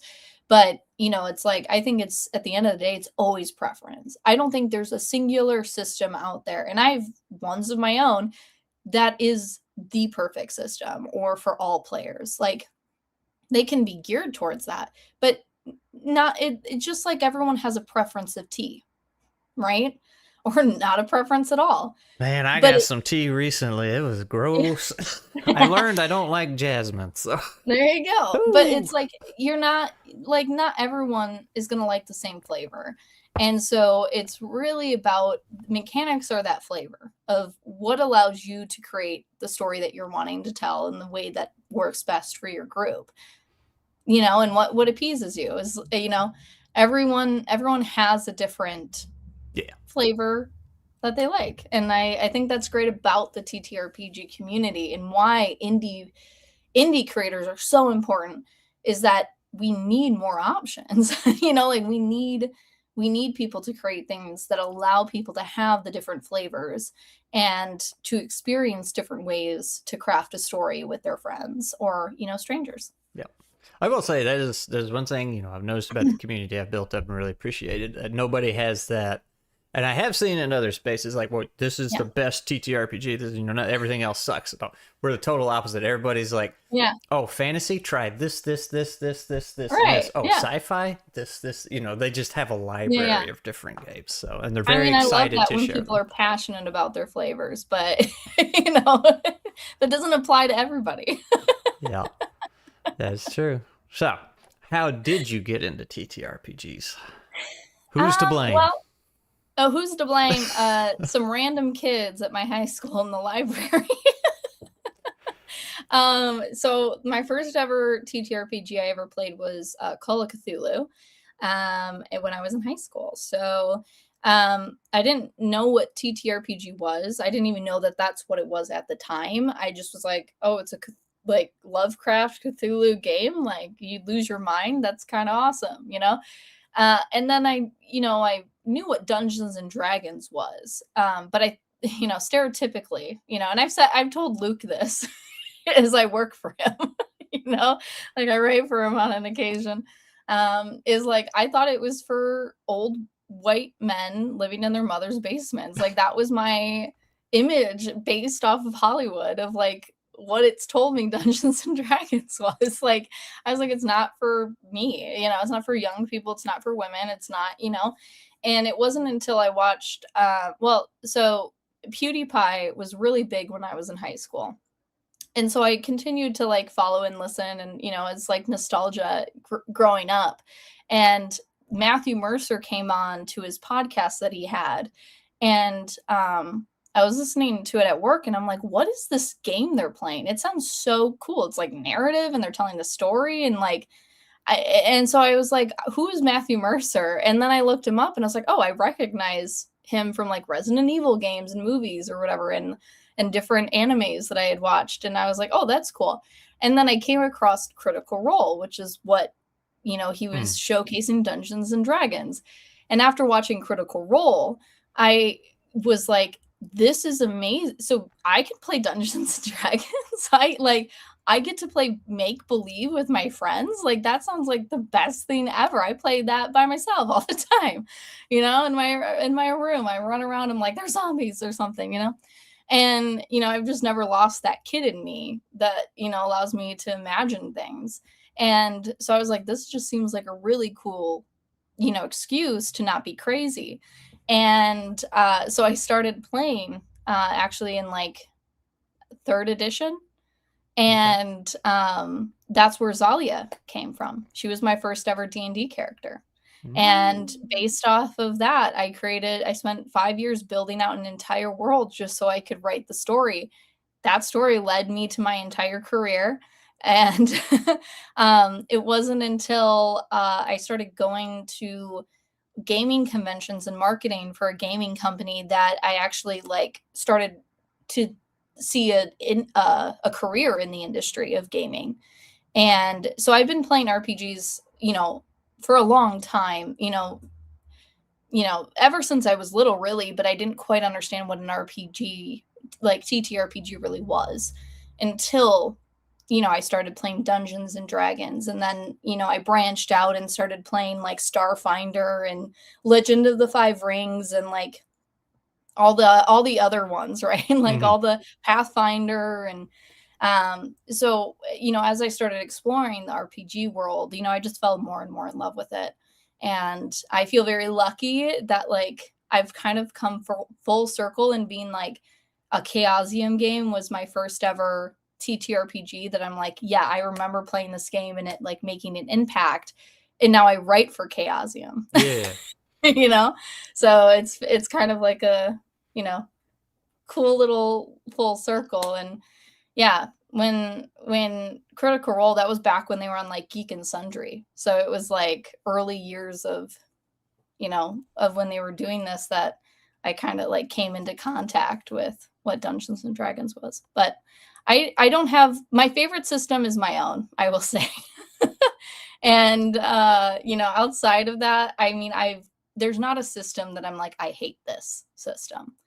I've never run into a system where I'm like, this is terrible, because they've all done their job. Once I learn the rules, I'm like, great, now I know how to tell a story.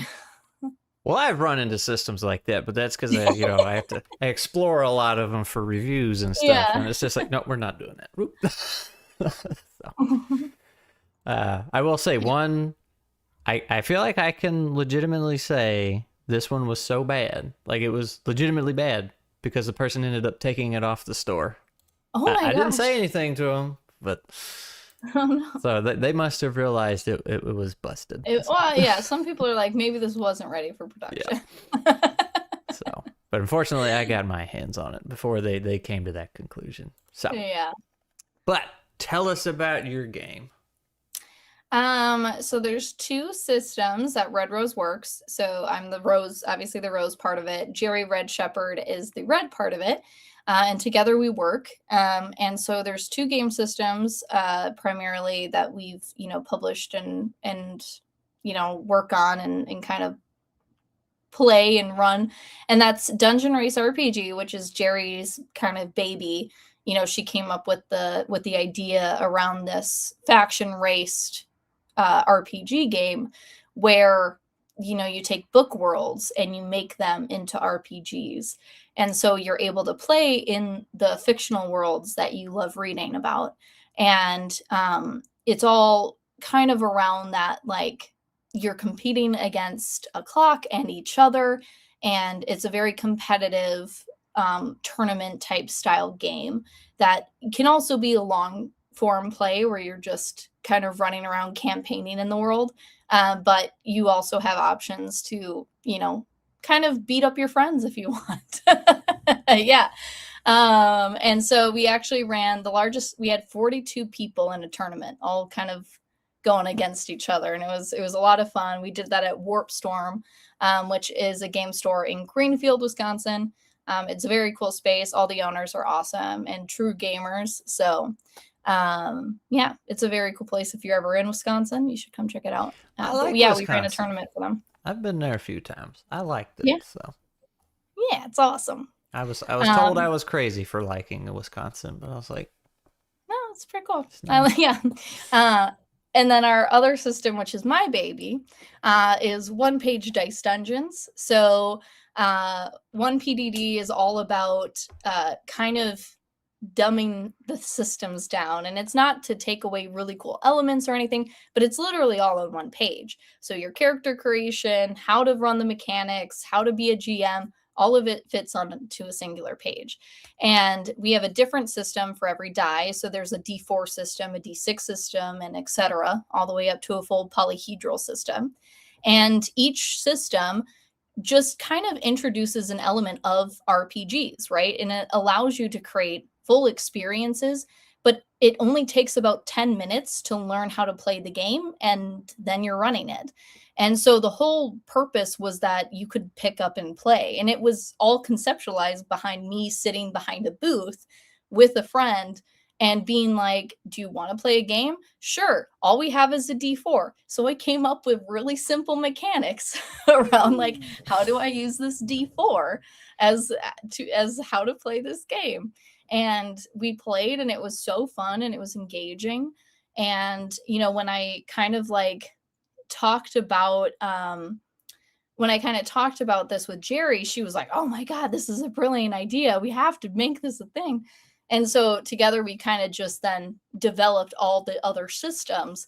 And, you know, I just want everyone to play a game. And TTRPGs are, you know, like these books are freaking massive, you know, like they're complicated. It takes forever. And I love that part when you have time to sit down and learn a new system. But I wanted something where if I had a friend who just wanted to play a game, it was just the two of us, or if it would, you know, like this was something, a pickup game with friends, I wanted to be able to just grab something and play it. And that's exactly what this was, is, you know, all you need is like a notes app and a dice app and you can play this game. Like you don't even need anything physical unless you wanted there to be. Yeah. That's Yeah. my kind of game. So, yeah. So I gotta ask, because have you ever heard of Tricube Tales?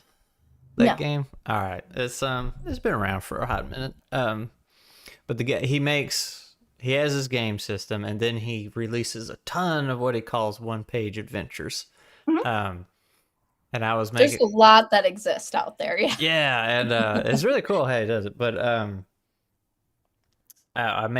some video I made. I poked fun at him a little because it's a PDF that you get, and it's technically 2 pages, but it's meant to be printed on one page, both sides. So I was like, is it really one page? so I mean, technically ours is like that too, where it's like it's a 1 page, like one piece of papers, you know. But it's both sides. yeah. Okay. Yeah. But I can actually show you. So like this is the Gloaming Veil. So this is like my dark fantasy world that I've written adventures for our 1-page dice dungeons. They're all agnostic adventures, so you could technically play them with like any system you prefer. But they, you know, we obviously wrote them so people could just pick up this and play a game, right?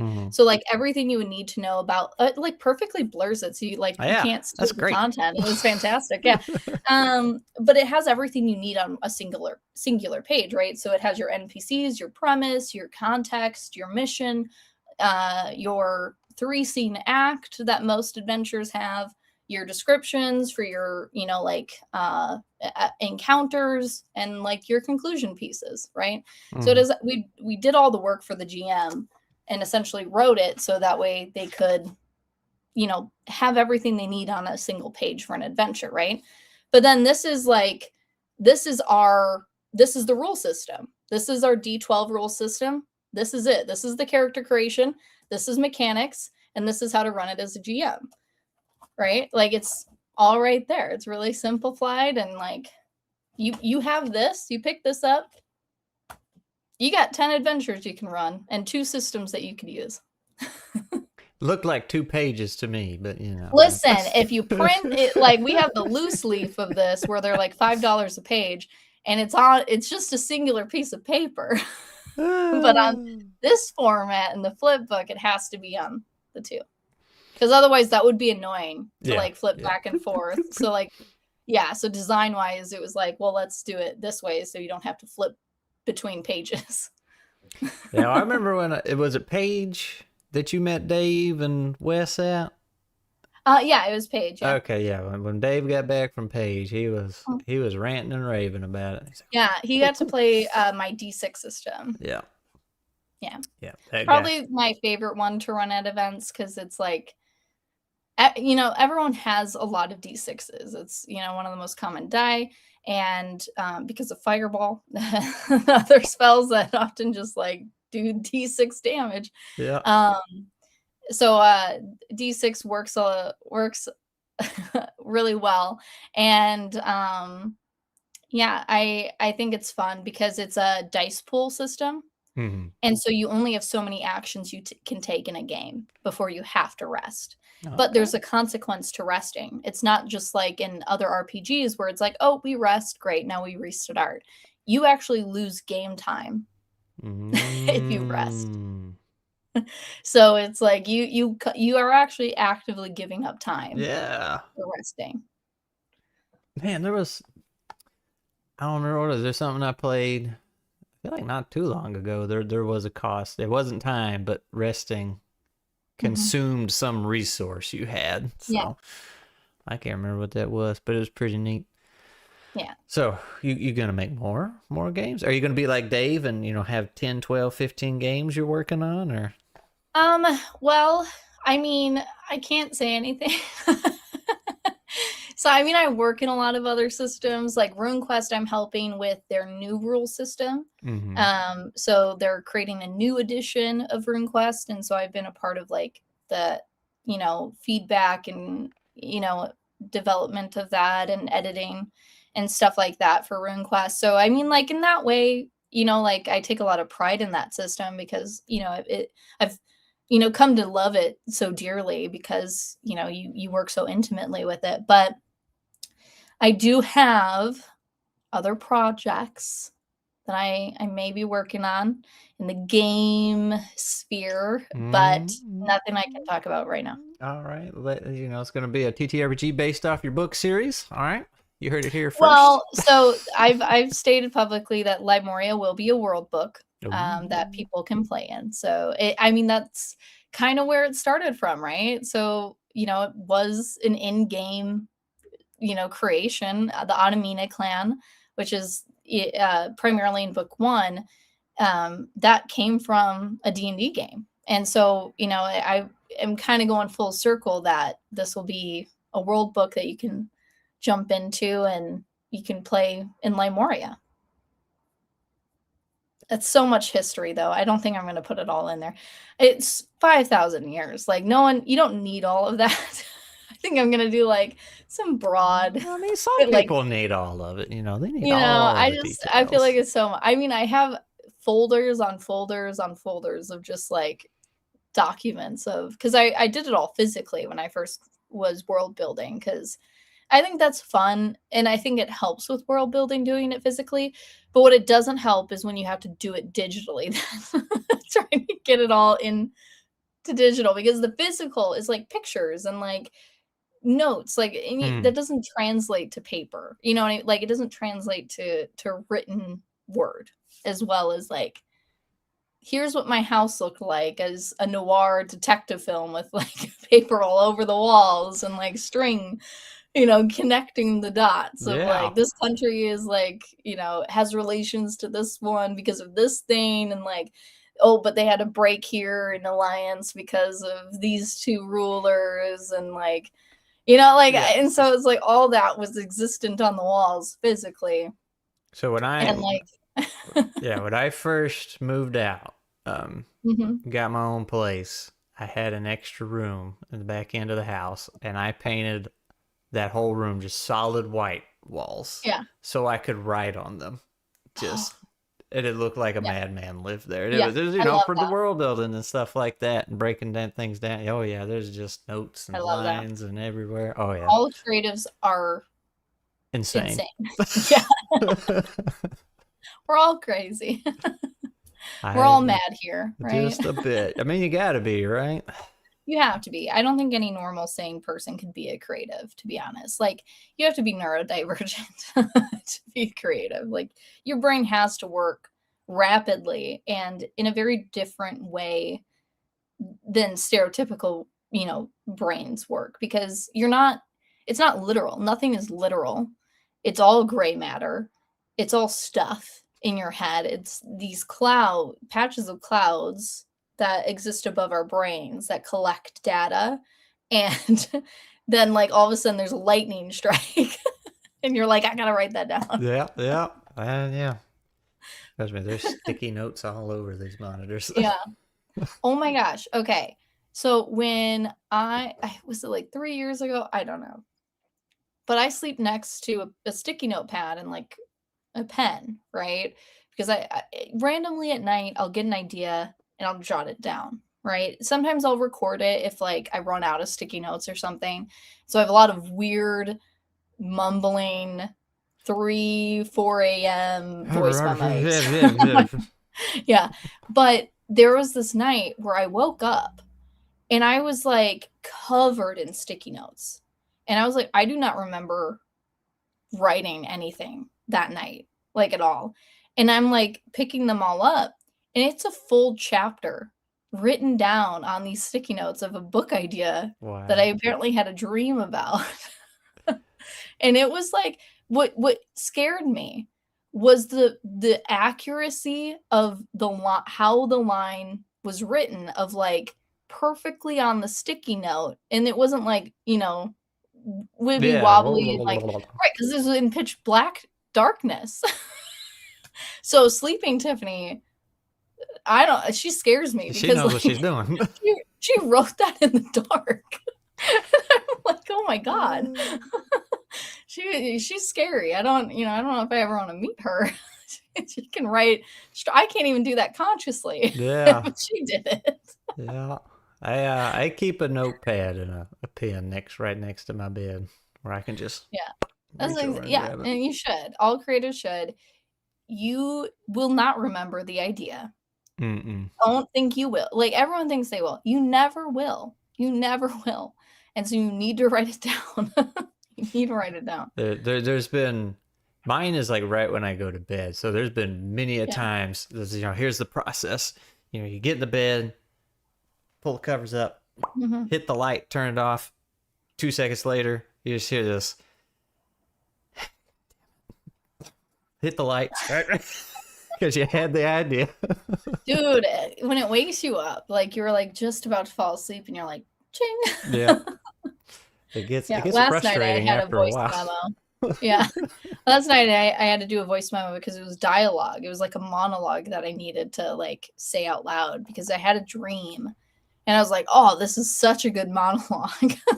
And so I woke up and I started like literally verbatim saying back the dream of like what the conversation was. Because like, dang, these are hard one-liners. I don't know I was what like, it this is. is so good. I remember, I feel like I watched something that explained that pretty good. Like why when you lay down at night and you're about to fall asleep, you have all the ideas. And it's the same way in the You have time to shower. think. Yeah, it's the same way in the shower too. You've tuned everything out. Yeah, and you got room. So all the noise is gone. There's not distractions in front of you. Like one of the best things you can do if you're like in a writing slump is literally just go sit outside. Don't bring your phone. Like literally just go somewhere where you're not distracted by anything, because that's what is causing the block, is like you're getting distracted by everything in your life, emotions of, like your phone, all of that. That's a distraction piece to your creative process. And so you need to wipe that clean, forget everything, distance yourself from your space, take a walk. And just, give yourself room to breathe, because your brain needs that to connect to the creativity. I agree. I have also, so for when I'm doing my videos, I have a closet. You can't really see it. It's tucked away back there. It's like got all the blankets on the walls to sound, so Oh, sure, I yeah. like I pay way more attention to the audio quality on things than I should, but it's like it's fun. That's my little outlet. It's like, okay, make it sound super good. So what I did recently is I realized it's like, okay, if I like really need to get some writing done, I go to the closet and just shut it. Because it's super quiet. You can't hear nothing. You just hear the click, click, click, click, click of the keyboard. So I got a nice little space. Like there's a little That's desk back great. there and it's got the blanket on it and everything. Problem is, it gets really hot back there. Hot in there, yeah. I don't doubt it. I mean, I can't blame you. I've written in the shower before, like brought my laptop in there. So it's like, I get it. Sometimes you just have to go where that space allows you to do the thing. Yeah. Now I have a whole method of keeping my laptop dry. Yeah. It's got like But a I little have written umbrella in the over it. shower. Oh yeah, I've done it in a hotel room with Jerry in the like. She was like, "What do you mean you're gonna go right in the shower?" I was like, "Well, I'm like getting distracted." She's like, "I'm like, it's not your fault, but it's like I need like I just need to focus and like I sometimes I need isolated space, And so I was like, I'm gonna just go right in the shower." And she's like, "Right in the shower," and I was like, "Yes." She's like, you're gonna die. You're gonna electrocute yourself or ruin your laptop. I'm like, no, I won't. I promise. I'm I a have a professional. system. Yeah, I've done this before. Oh, if I could figure out how to write in the shower, I would, because there's been many a time. So you have Okay, to. you want to know my secret? I want to know the secret. Okay, everybody, take notes. So there's like two curtains, right, to a shower curtain, right? You have the outer layer, the inner layer. So you take the inner layer of like where it normally is in the tub, and you kind of put it around yourself, right? So that way it like blocks the computer, and you don't need to be like, here, I have a blanket, I can show you a little bit. So like you don't have to put it all like away around yourself. You can like do it like where it's just like here. So it's just covering the laptop, so the water's still hitting you if you'd like. And but your like body's like this, and you're like sitting in the shower. So your like legs are this way, but your body's like contorted, so it's like this. And then you have a towel, because water's still gonna have condensation and things like that. So having like something around it to help capture the moisture from it. But then the trick is that outer layer you put into the shower as well. So you put it on the inner side, because that will also keep airflow coming in to cool the computer down and help with the condensation as well. All right. So how tall are you? I'm 5'6". Yeah. So you're talking about sitting down in the tub. That doesn't work when you're 6'3". Yeah, it's put your knees up. You don't have to like lay them out. It's more comfy. Or like like crisscross applesauce. Yeah, well, then my knees are like hitting the walls, so you got to do what you got to do. You got to do what you got to do. I'm making excuses. Okay. Yeah.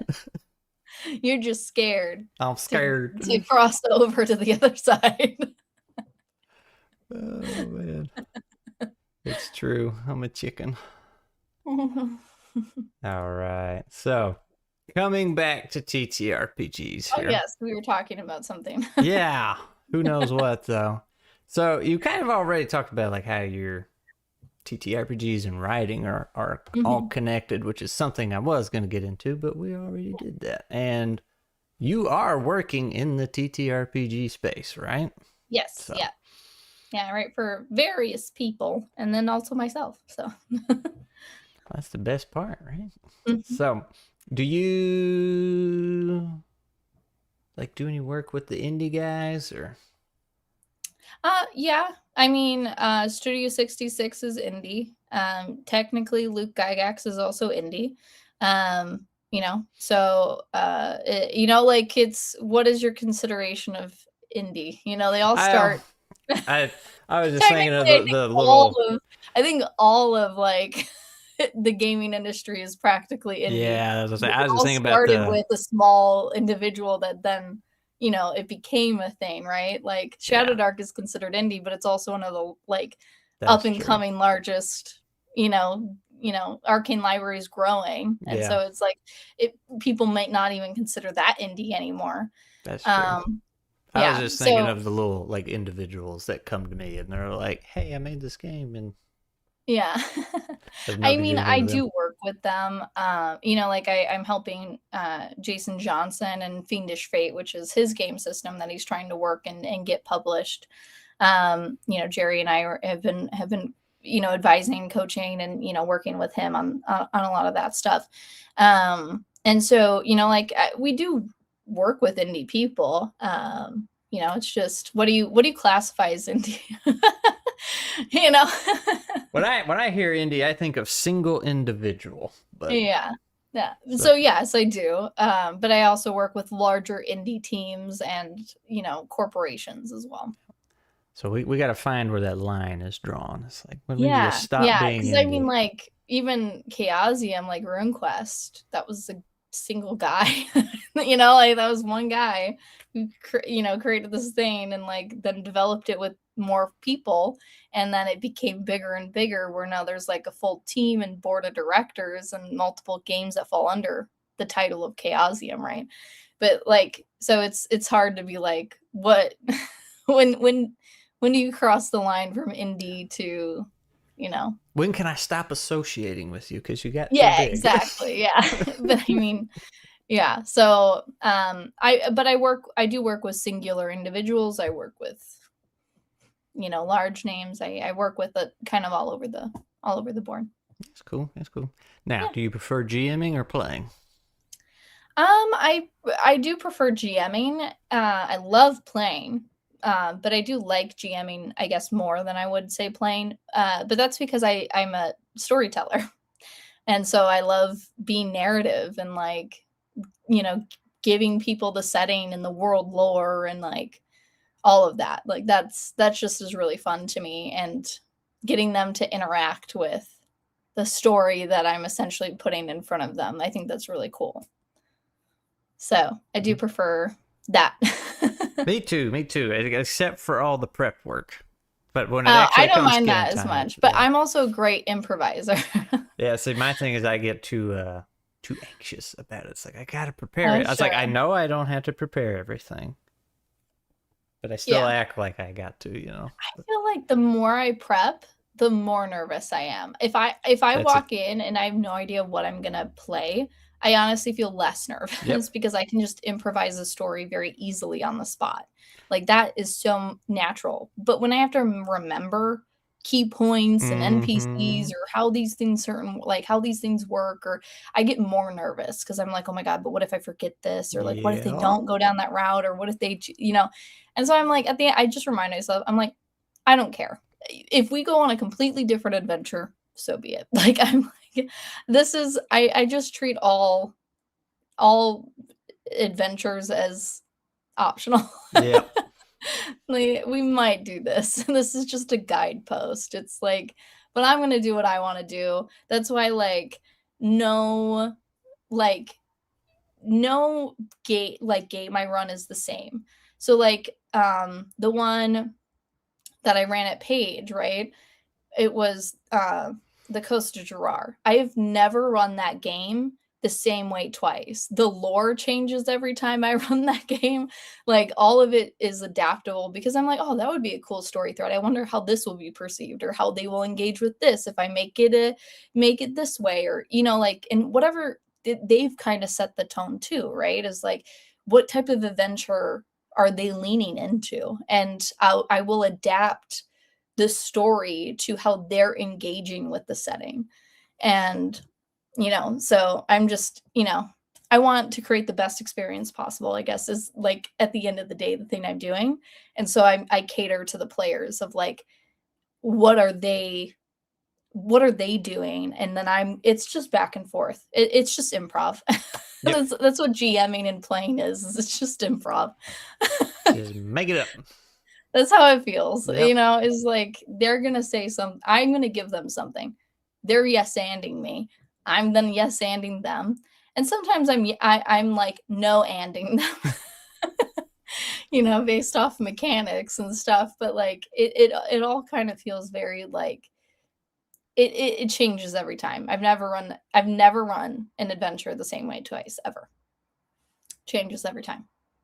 That's good though. Yeah. So most of these conventions you get out to, like where you're doing your book thing, are they generally TTRPG conventions, or do you have like a mix mash or? It's a mixture. I do book festivals. I do gaming. I've even gone to video game like events and like sold my books and stuff, and like anime conventions. And so it's just any place where you can sell a book anywhere, really.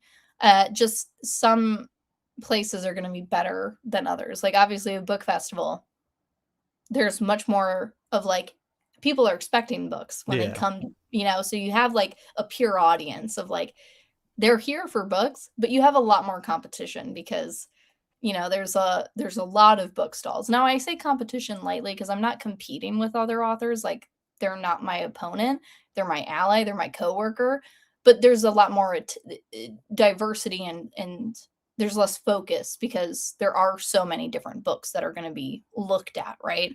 At a gaming convention, there's a lot less of that. There's only maybe 1, 2, 3, 4 book stands versus like 20 at like a book festival, right? But your audience is also not pure. You're going to have people who don't read or don't like reading, or like they're like, why is a book stand even here? I want, We went to you have to help me out here, Glee. What was that convention we went to? I don't know. I don't think it was an anime convention. It wasn't a comic. I don't know what it was. I think it might have been a TTRPG convention, but like a third of it was authors, and they had them all tucked away in their own area. Oh yeah, it's called an author alley. Yep. Yeah, they put all of us authors together. They're like, no one. If you don't want the books, then you just avoid this section. And they were talkative. Like you could not get through there. It's like, hey man, I appreciate it, but it's because engaging is the only way like that you actually sell a book. So like, yeah, I mean, I've had people walk up because of the cover art and they're like, I want this. Like didn't even read the back of the book. I've had people where it's like I have to sell them like it's my fucking life on the line. Yeah. Or like, it's like the hardest sell of my life is to get them to get this book. But I mean, overall, people are buying things because it's me, not just because of what it says on the back of a book, right? Yeah. And I think that that's been a big turn in the industry of writing, is that it's not just about the work, it's about who's behind the work. And there's become a lot less of separation from the artist than ever. Yep. And so it's like when I'm at a physical event, they're buying it because of me, right? Like they're buying because they want to support me, they believe in me, they like me, whatever the reason. But 90% of what is them buying the book is because it's me behind the booth, right? And that's why you're always going to sell your books way better than anyone else. In very few situations is it ever like someone else is selling your books better than you. And that's because people are there for you. But when it's online, they're buying it because it's a book, right? And they like the premise of the book. Or if it's through social media, it's because they like my posts, they like the inspiration, whatever, and they're buying it for that reason. Or through an interview like this. Some people might go online and buy my book now because I've been engaging and talking and online presence. And, again, but that's me. That, like they're buying it because I've been talking about it. And, so there's things like that where, I feel like engagement is the only way to really sell a book. And making yourself, I don't want to say this, but it's like true, it's sellable. But you have to sell yourself a bit. It's very few authors are successful at the sitting behind a closed door approach. It's, very few authors. Those authors are typically financially stable and can input a lot of financial support into marketing. And so they're, like they're able to spend the money on presents that isn't them. And so where like if you don't have that capital, and when I say capital, I mean over 50% of what you're making is going right back into marketing. And, so it's like if you don't have that, then you have to do that work of being the face and the voice for the books. I like what Glee said. It's a mess. TM. It's a mess.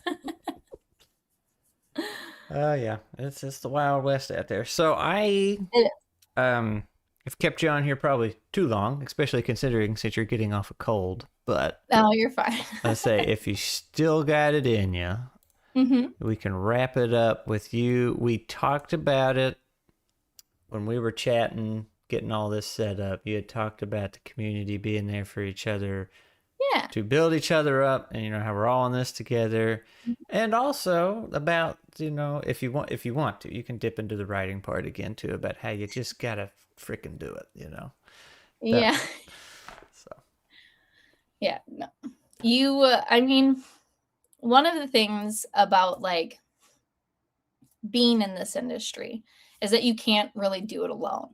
And it feels like it's an isolated career because a lot of creative process is very singular, right? Like you write alone, you're doing that creation alone, and you work alone in your house. You don't have like an office that you go to work in with your coworkers.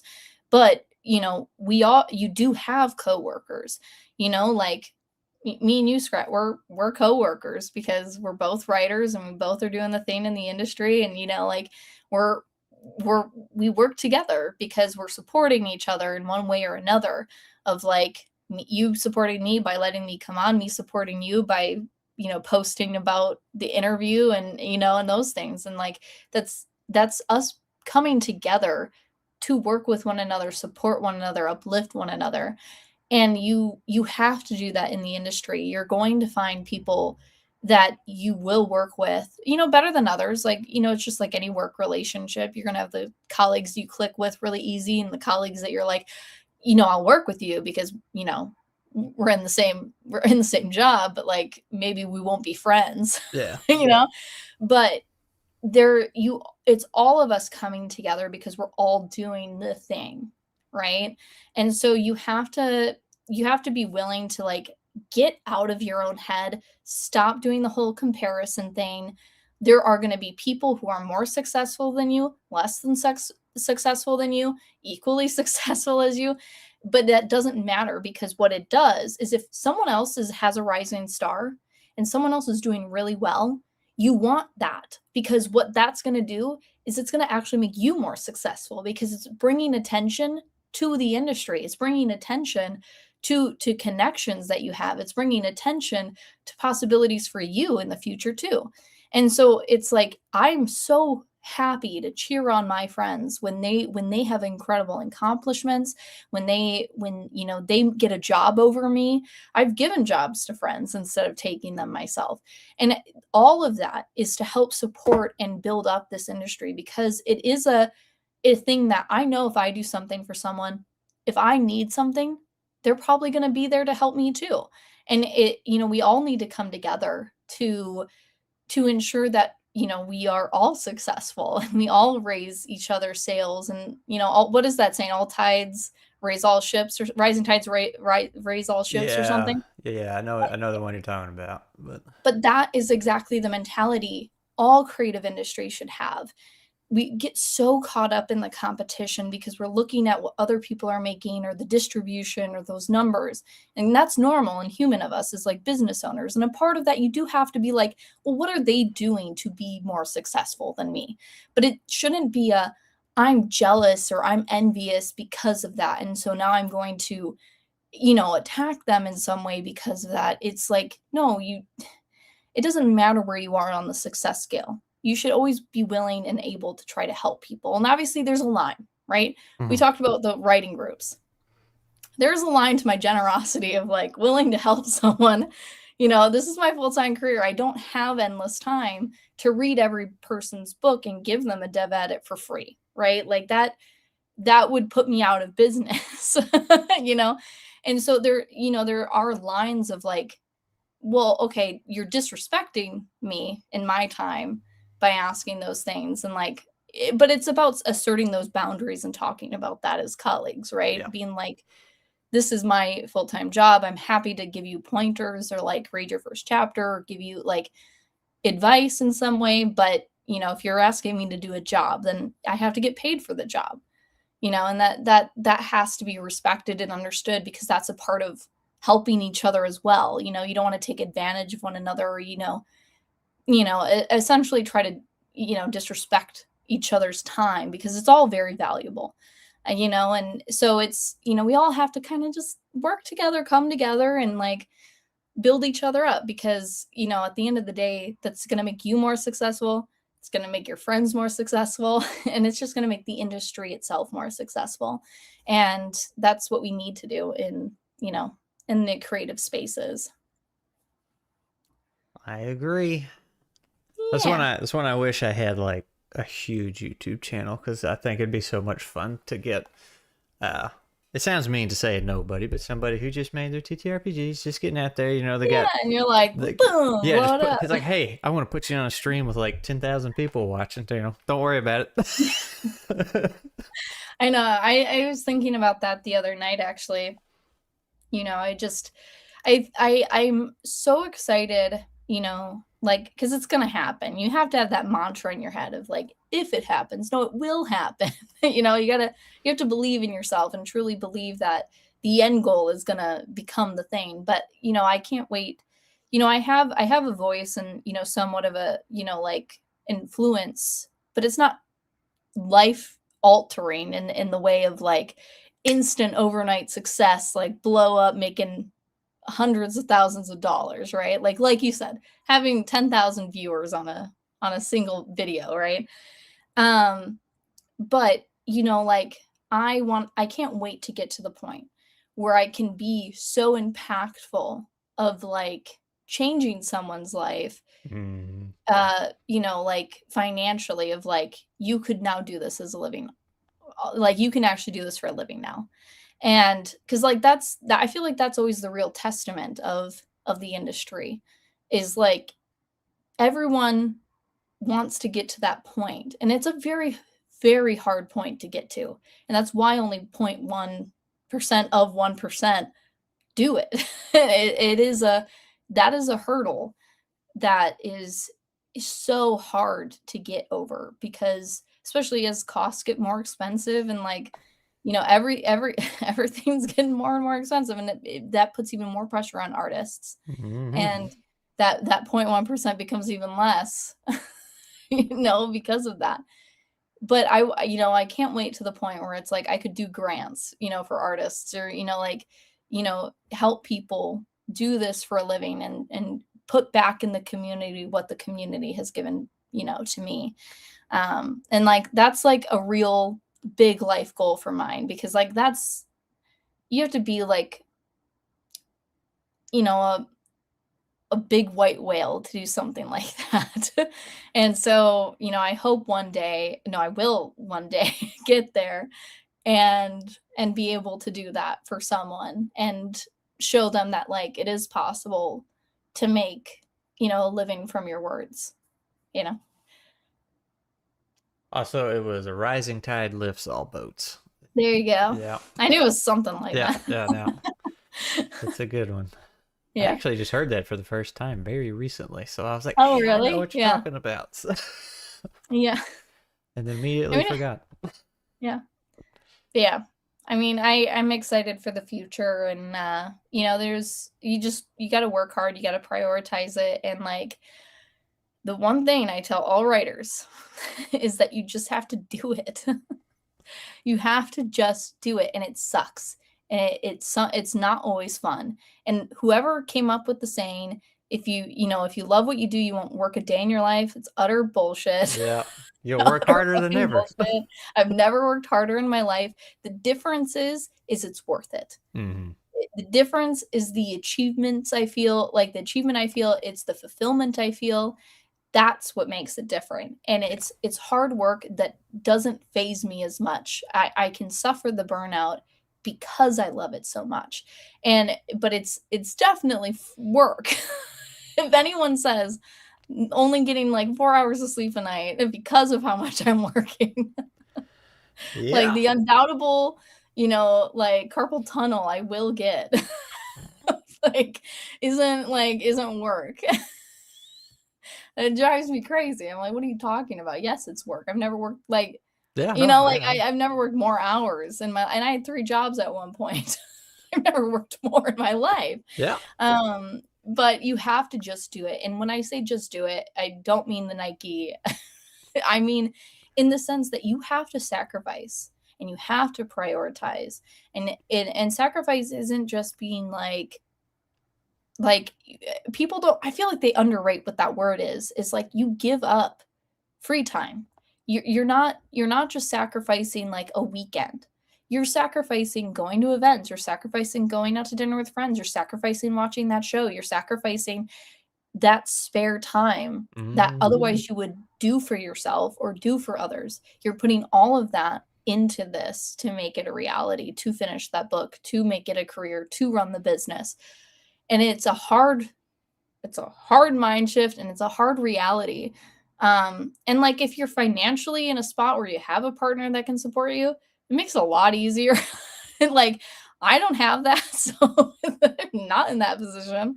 And so I do have to work, very, very hard to put food on the table.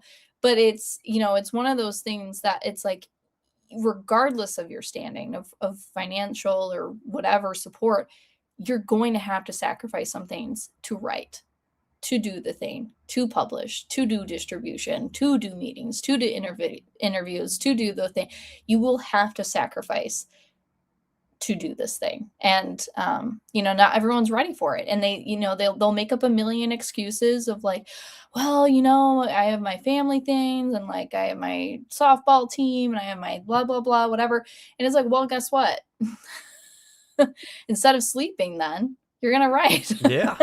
Or you're going to have to quit the team, or you're going to have to do, you're going to have to give, like, you can only do so much in a day. And so you have to figure out what you want to prioritize. And it's a hard shift, but if you really want to do it, then do it and you commit to it like you would anything else. And just because it's creative, and a lot of people will put that down and say that it's a waste of time or not worth it or, whatever. That's them saying that because they're not doing it and they don't understand the craving. They don't understand the compulsion. They don't understand the drive to do it. And you have to put that judgment and that mindset off. And you have to be like, no, this is what I want. This is what I love. This is what I'm going to do. And you do it. Yep. Well, that's why I was asking about the support structure, because, you if you got some people in your life that you can't really cut out, like you were saying, and they're constantly reinforcing the idea that this is dumb and what you're doing is not the brightest thing, and you're trying to give stuff up at the same time. It's like you're in that constant state of tug of war. It's hard. And like it's never going to like be easy to tell someone, sorry, you're not the priority, or like, sorry, something else has to be more important. But it's the people, like, if they love you, they'll understand at the end of the day, right? And you have to have, if you can't tell people in your life, no, this is important, this is like, it has to be the most important thing to me. It's not saying you're not important, but this has to be the most important thing to me in order to do it. And if you can't say that, then you're never going to handle a rejection letter. You're not going to be able to handle a negative review. You're not going to be able to handle someone telling you that they don't like your book. You're not going to be able to handle someone saying they would have done it differently. You're not going to be able to handle the dev edit that comes back to you or the beta reader feedback that comes back to you. You're not going to be able to handle any of that because, like, despite it being one of the hardest things to tell, like, a family member or a friend, I'm sorry, I can't be there. I'm sorry, but no. Like, sorry, this has to be more important. That's easy. in comparison sometimes to the constant feedback that you will get from people. And because that is a relationship. This is like like you put yourself in everything you create, and you are actively asking people to judge it, to criticize you, to like tell you, is it good? Is it good enough? And they're going to tell you no. Yeah. Some people are going to tell you no. But that's what I told Chelsea. I said, look, I'm fragile. Be gentle. I will never forget the first edit I got back from her. And it wasn't because like she was bad, like it wasn't bad feedback, but it's A lot of sensitive. red. Like, yeah, yeah. And it's because it's personal. It's me. Like you put yourselves in your books, no matter what you do, you subconsciously put yourself in these things. And it's like it is just so sensitive. But you eventually get over it. Like you eventually toughen up and you get thick skin and you're like, whatever. Sometimes they'll still get to you on a personal level or something, but it's like I write this thing for people to interpret. It's just like an artwork that hangs on a museum wall. It's like it's up for interpretation, and people are going to have different opinions, and it's not going to be for everyone, and that's totally fine. Like just people don't like that it's LGBTQIA sometimes. Like they don't enjoy that. But you know what? Then it's not for you, and that's cool. And like if you got something out of the book, fantastic. If you didn't, then walk away from it. Like you gain that thickness eventually, but in the beginning it's so harsh rough. And you're like, yeah, and you're like, God, I'm the worst writer in the world. And like you will always have that imposter syndrome, like, because this is a creative industry, right? And so there's always going to be this feeling that like you're not good enough because it is based off of other people's judgments. But like it's about being like, okay, I'm not terrible because someone said they didn't like this sentence, or like they didn't understand this character, or they thought there was a plot hole. Like that's not to discredit your talent or your ability to write. It's just pointing out that, guess what? This all exists in our heads, and we're trying to translate all that goo and put it onto paper, and not all of that goo translates well. And sometimes you forget that people aren't inside your head and they can't see all those details. And it's important for other people to come in and be like, oh, hey, I don't understand what this is. And you're like, oh, right, because I never gave you context, because all the context exists inside my brain. And it's very important for you to accept that criticism, and be okay with that, and be okay with someone improving you, because that's what it should be. Is like, it's all about making a better product, about making a better story, about making a better experience for your readers. So it's, once you get through the, no, this has to be more important, you can handle, like, you're going to be able to handle all the other things. But like, if you can't get through that, if you can't get through the criticism of your own loved ones, you're not going to survive the other part. Because that's going to kill you when someone comes back saying, I hate your book. Well, I hate you. Yeah, or getting like your 1-star review for the first time or something. Like you're gonna be devastated, and you're gonna be like, I'm giving up. Yeah, boy. Yeah, oh, that's why you start on YouTube. You get used to it first. Yeah, you get used to the comments. Yeah, I will say I've seen so many indie authors not graciously take a 1-star review, and they're like, this person's just a hater, blah blah. And it's like, no, take it as the criticism that it is. Like, some of it's going to be BS, and whatever. It's like they just don't like it, and that's fine. But this, oftentimes you can find and learn a lot from those comments, and you should take them with grace and be like, sure, like it's going to happen. And you can cry about it if you want, but like, take it with what it is not everyone's going to like your thing, nor do they need to. Second, you will always need to improve. This is not a career that when people tell me, they're like, I think I've reached my peak talent, or like, they're like, I think I'm now like one of the best writers. I just kind of laugh and I'm like, okay. Yeah, Like, I no, can't like, imagine that. and it is, yeah, and it's not to be like you're not a good writer. Like they could be a very talented writer, or sometimes they are a talented writer. But it's like, no, you're always like you're always gonna need to improve. You're always going to get better. And if like you're like, I'm done writing because I've reached the peak of my talent, it's like, well, then you obviously weren't doing this for like the love of it. You were doing this for like some other ego thing. Well, it's all that potential money, right? We talked about that. You Yeah, get rich yeah. doing And this. yeah, I will never forget. I was, I because I have more than just the 3 books published, right? So I have like 13 titles of books that have my name on it, right? Mm-hmm.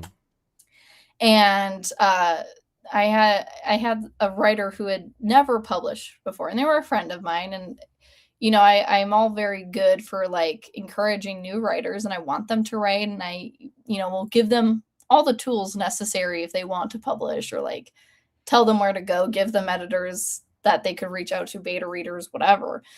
But they hadn't even finished the book yet, and they were like, this is going to be the greatest book of all time. Oh yeah. And I was just like, oh man, I love the confidence. I was like, yeah, it is, buddy. Yeah, it I want to is. be there when the confidence breaks.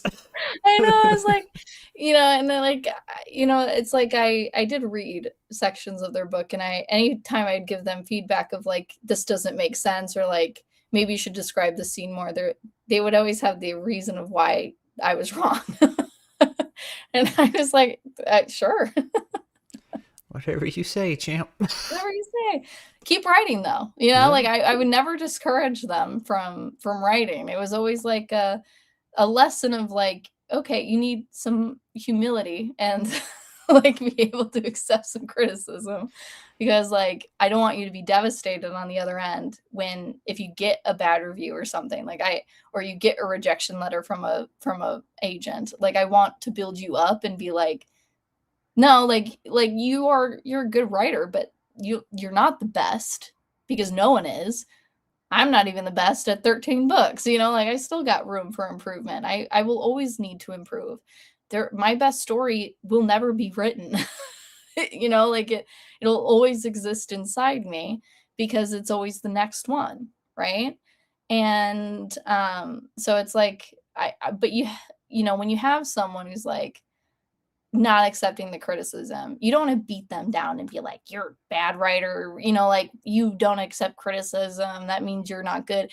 No, it's like you need to try to teach them some of that humility and be like, accept things graciously, and like understand that criticism isn't a negative thing. Like it should be a positive thing of like, it's trying to build you. It's trying to show you that like you can be better, because why would you ever want to be stagnant?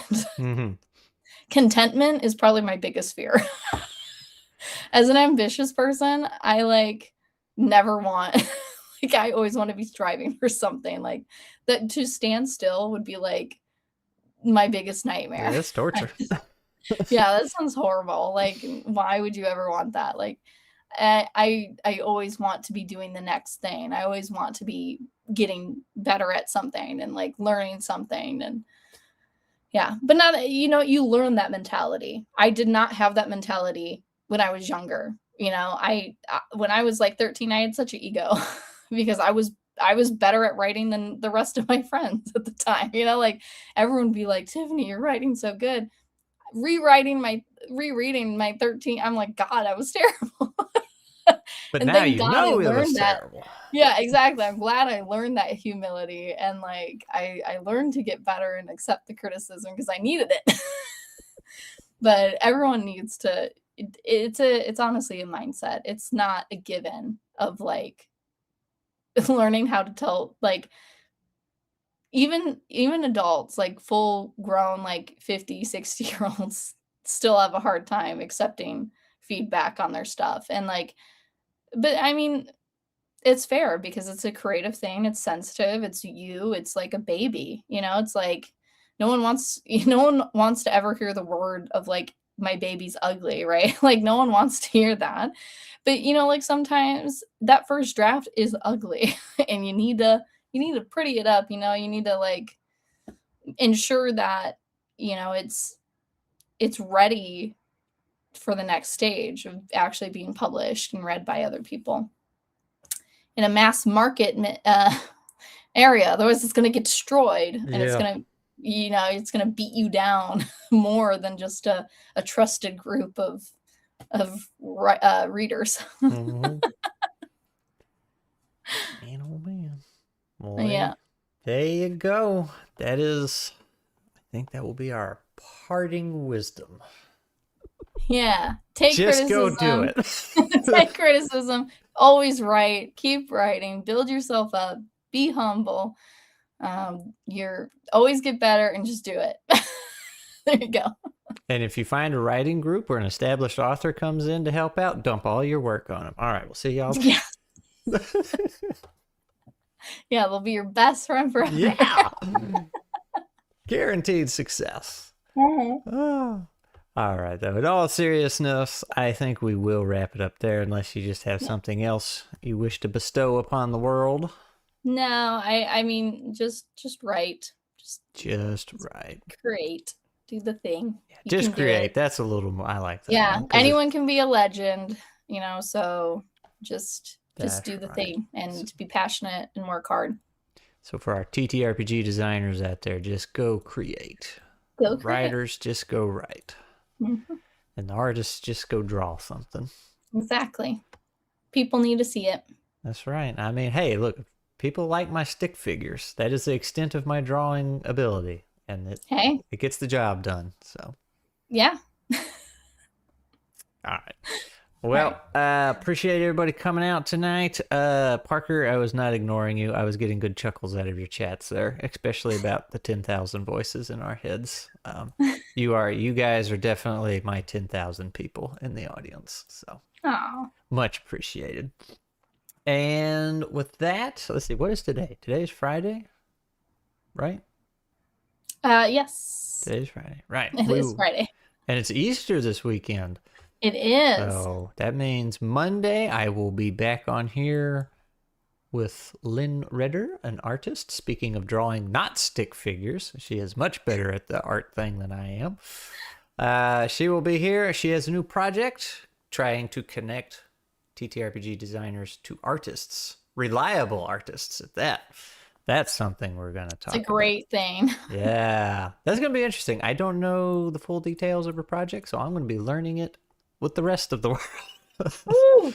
So now, Miss Rose, do you have no more parting wisdom, but do you have anything lined up people need to know about? Release dates, showings, appearances, parties? Yeah, I have a new project that'll be coming out pretty soon with Joe Prozit, who is a fellow author. We are co-writing a book called The Crossover.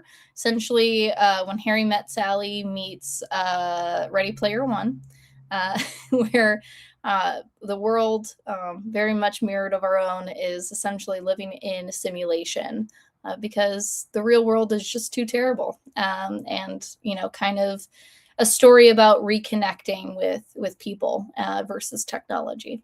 So it's a very, very fun story. It's very chaotic with that deeper meaning still hidden in there. That's what we like. All right. Well, if that's everything we got, we will call it a wrap there. The tradition is... Thanks for having me on. Yeah, tradition is you got to say bye, YouTube. Bye, YouTube. There it is. All right. I'm gonna... And then I have to find the button to actually stop it. There it is. Whee! All right. Well, good times. Sorry to make you talk so long, but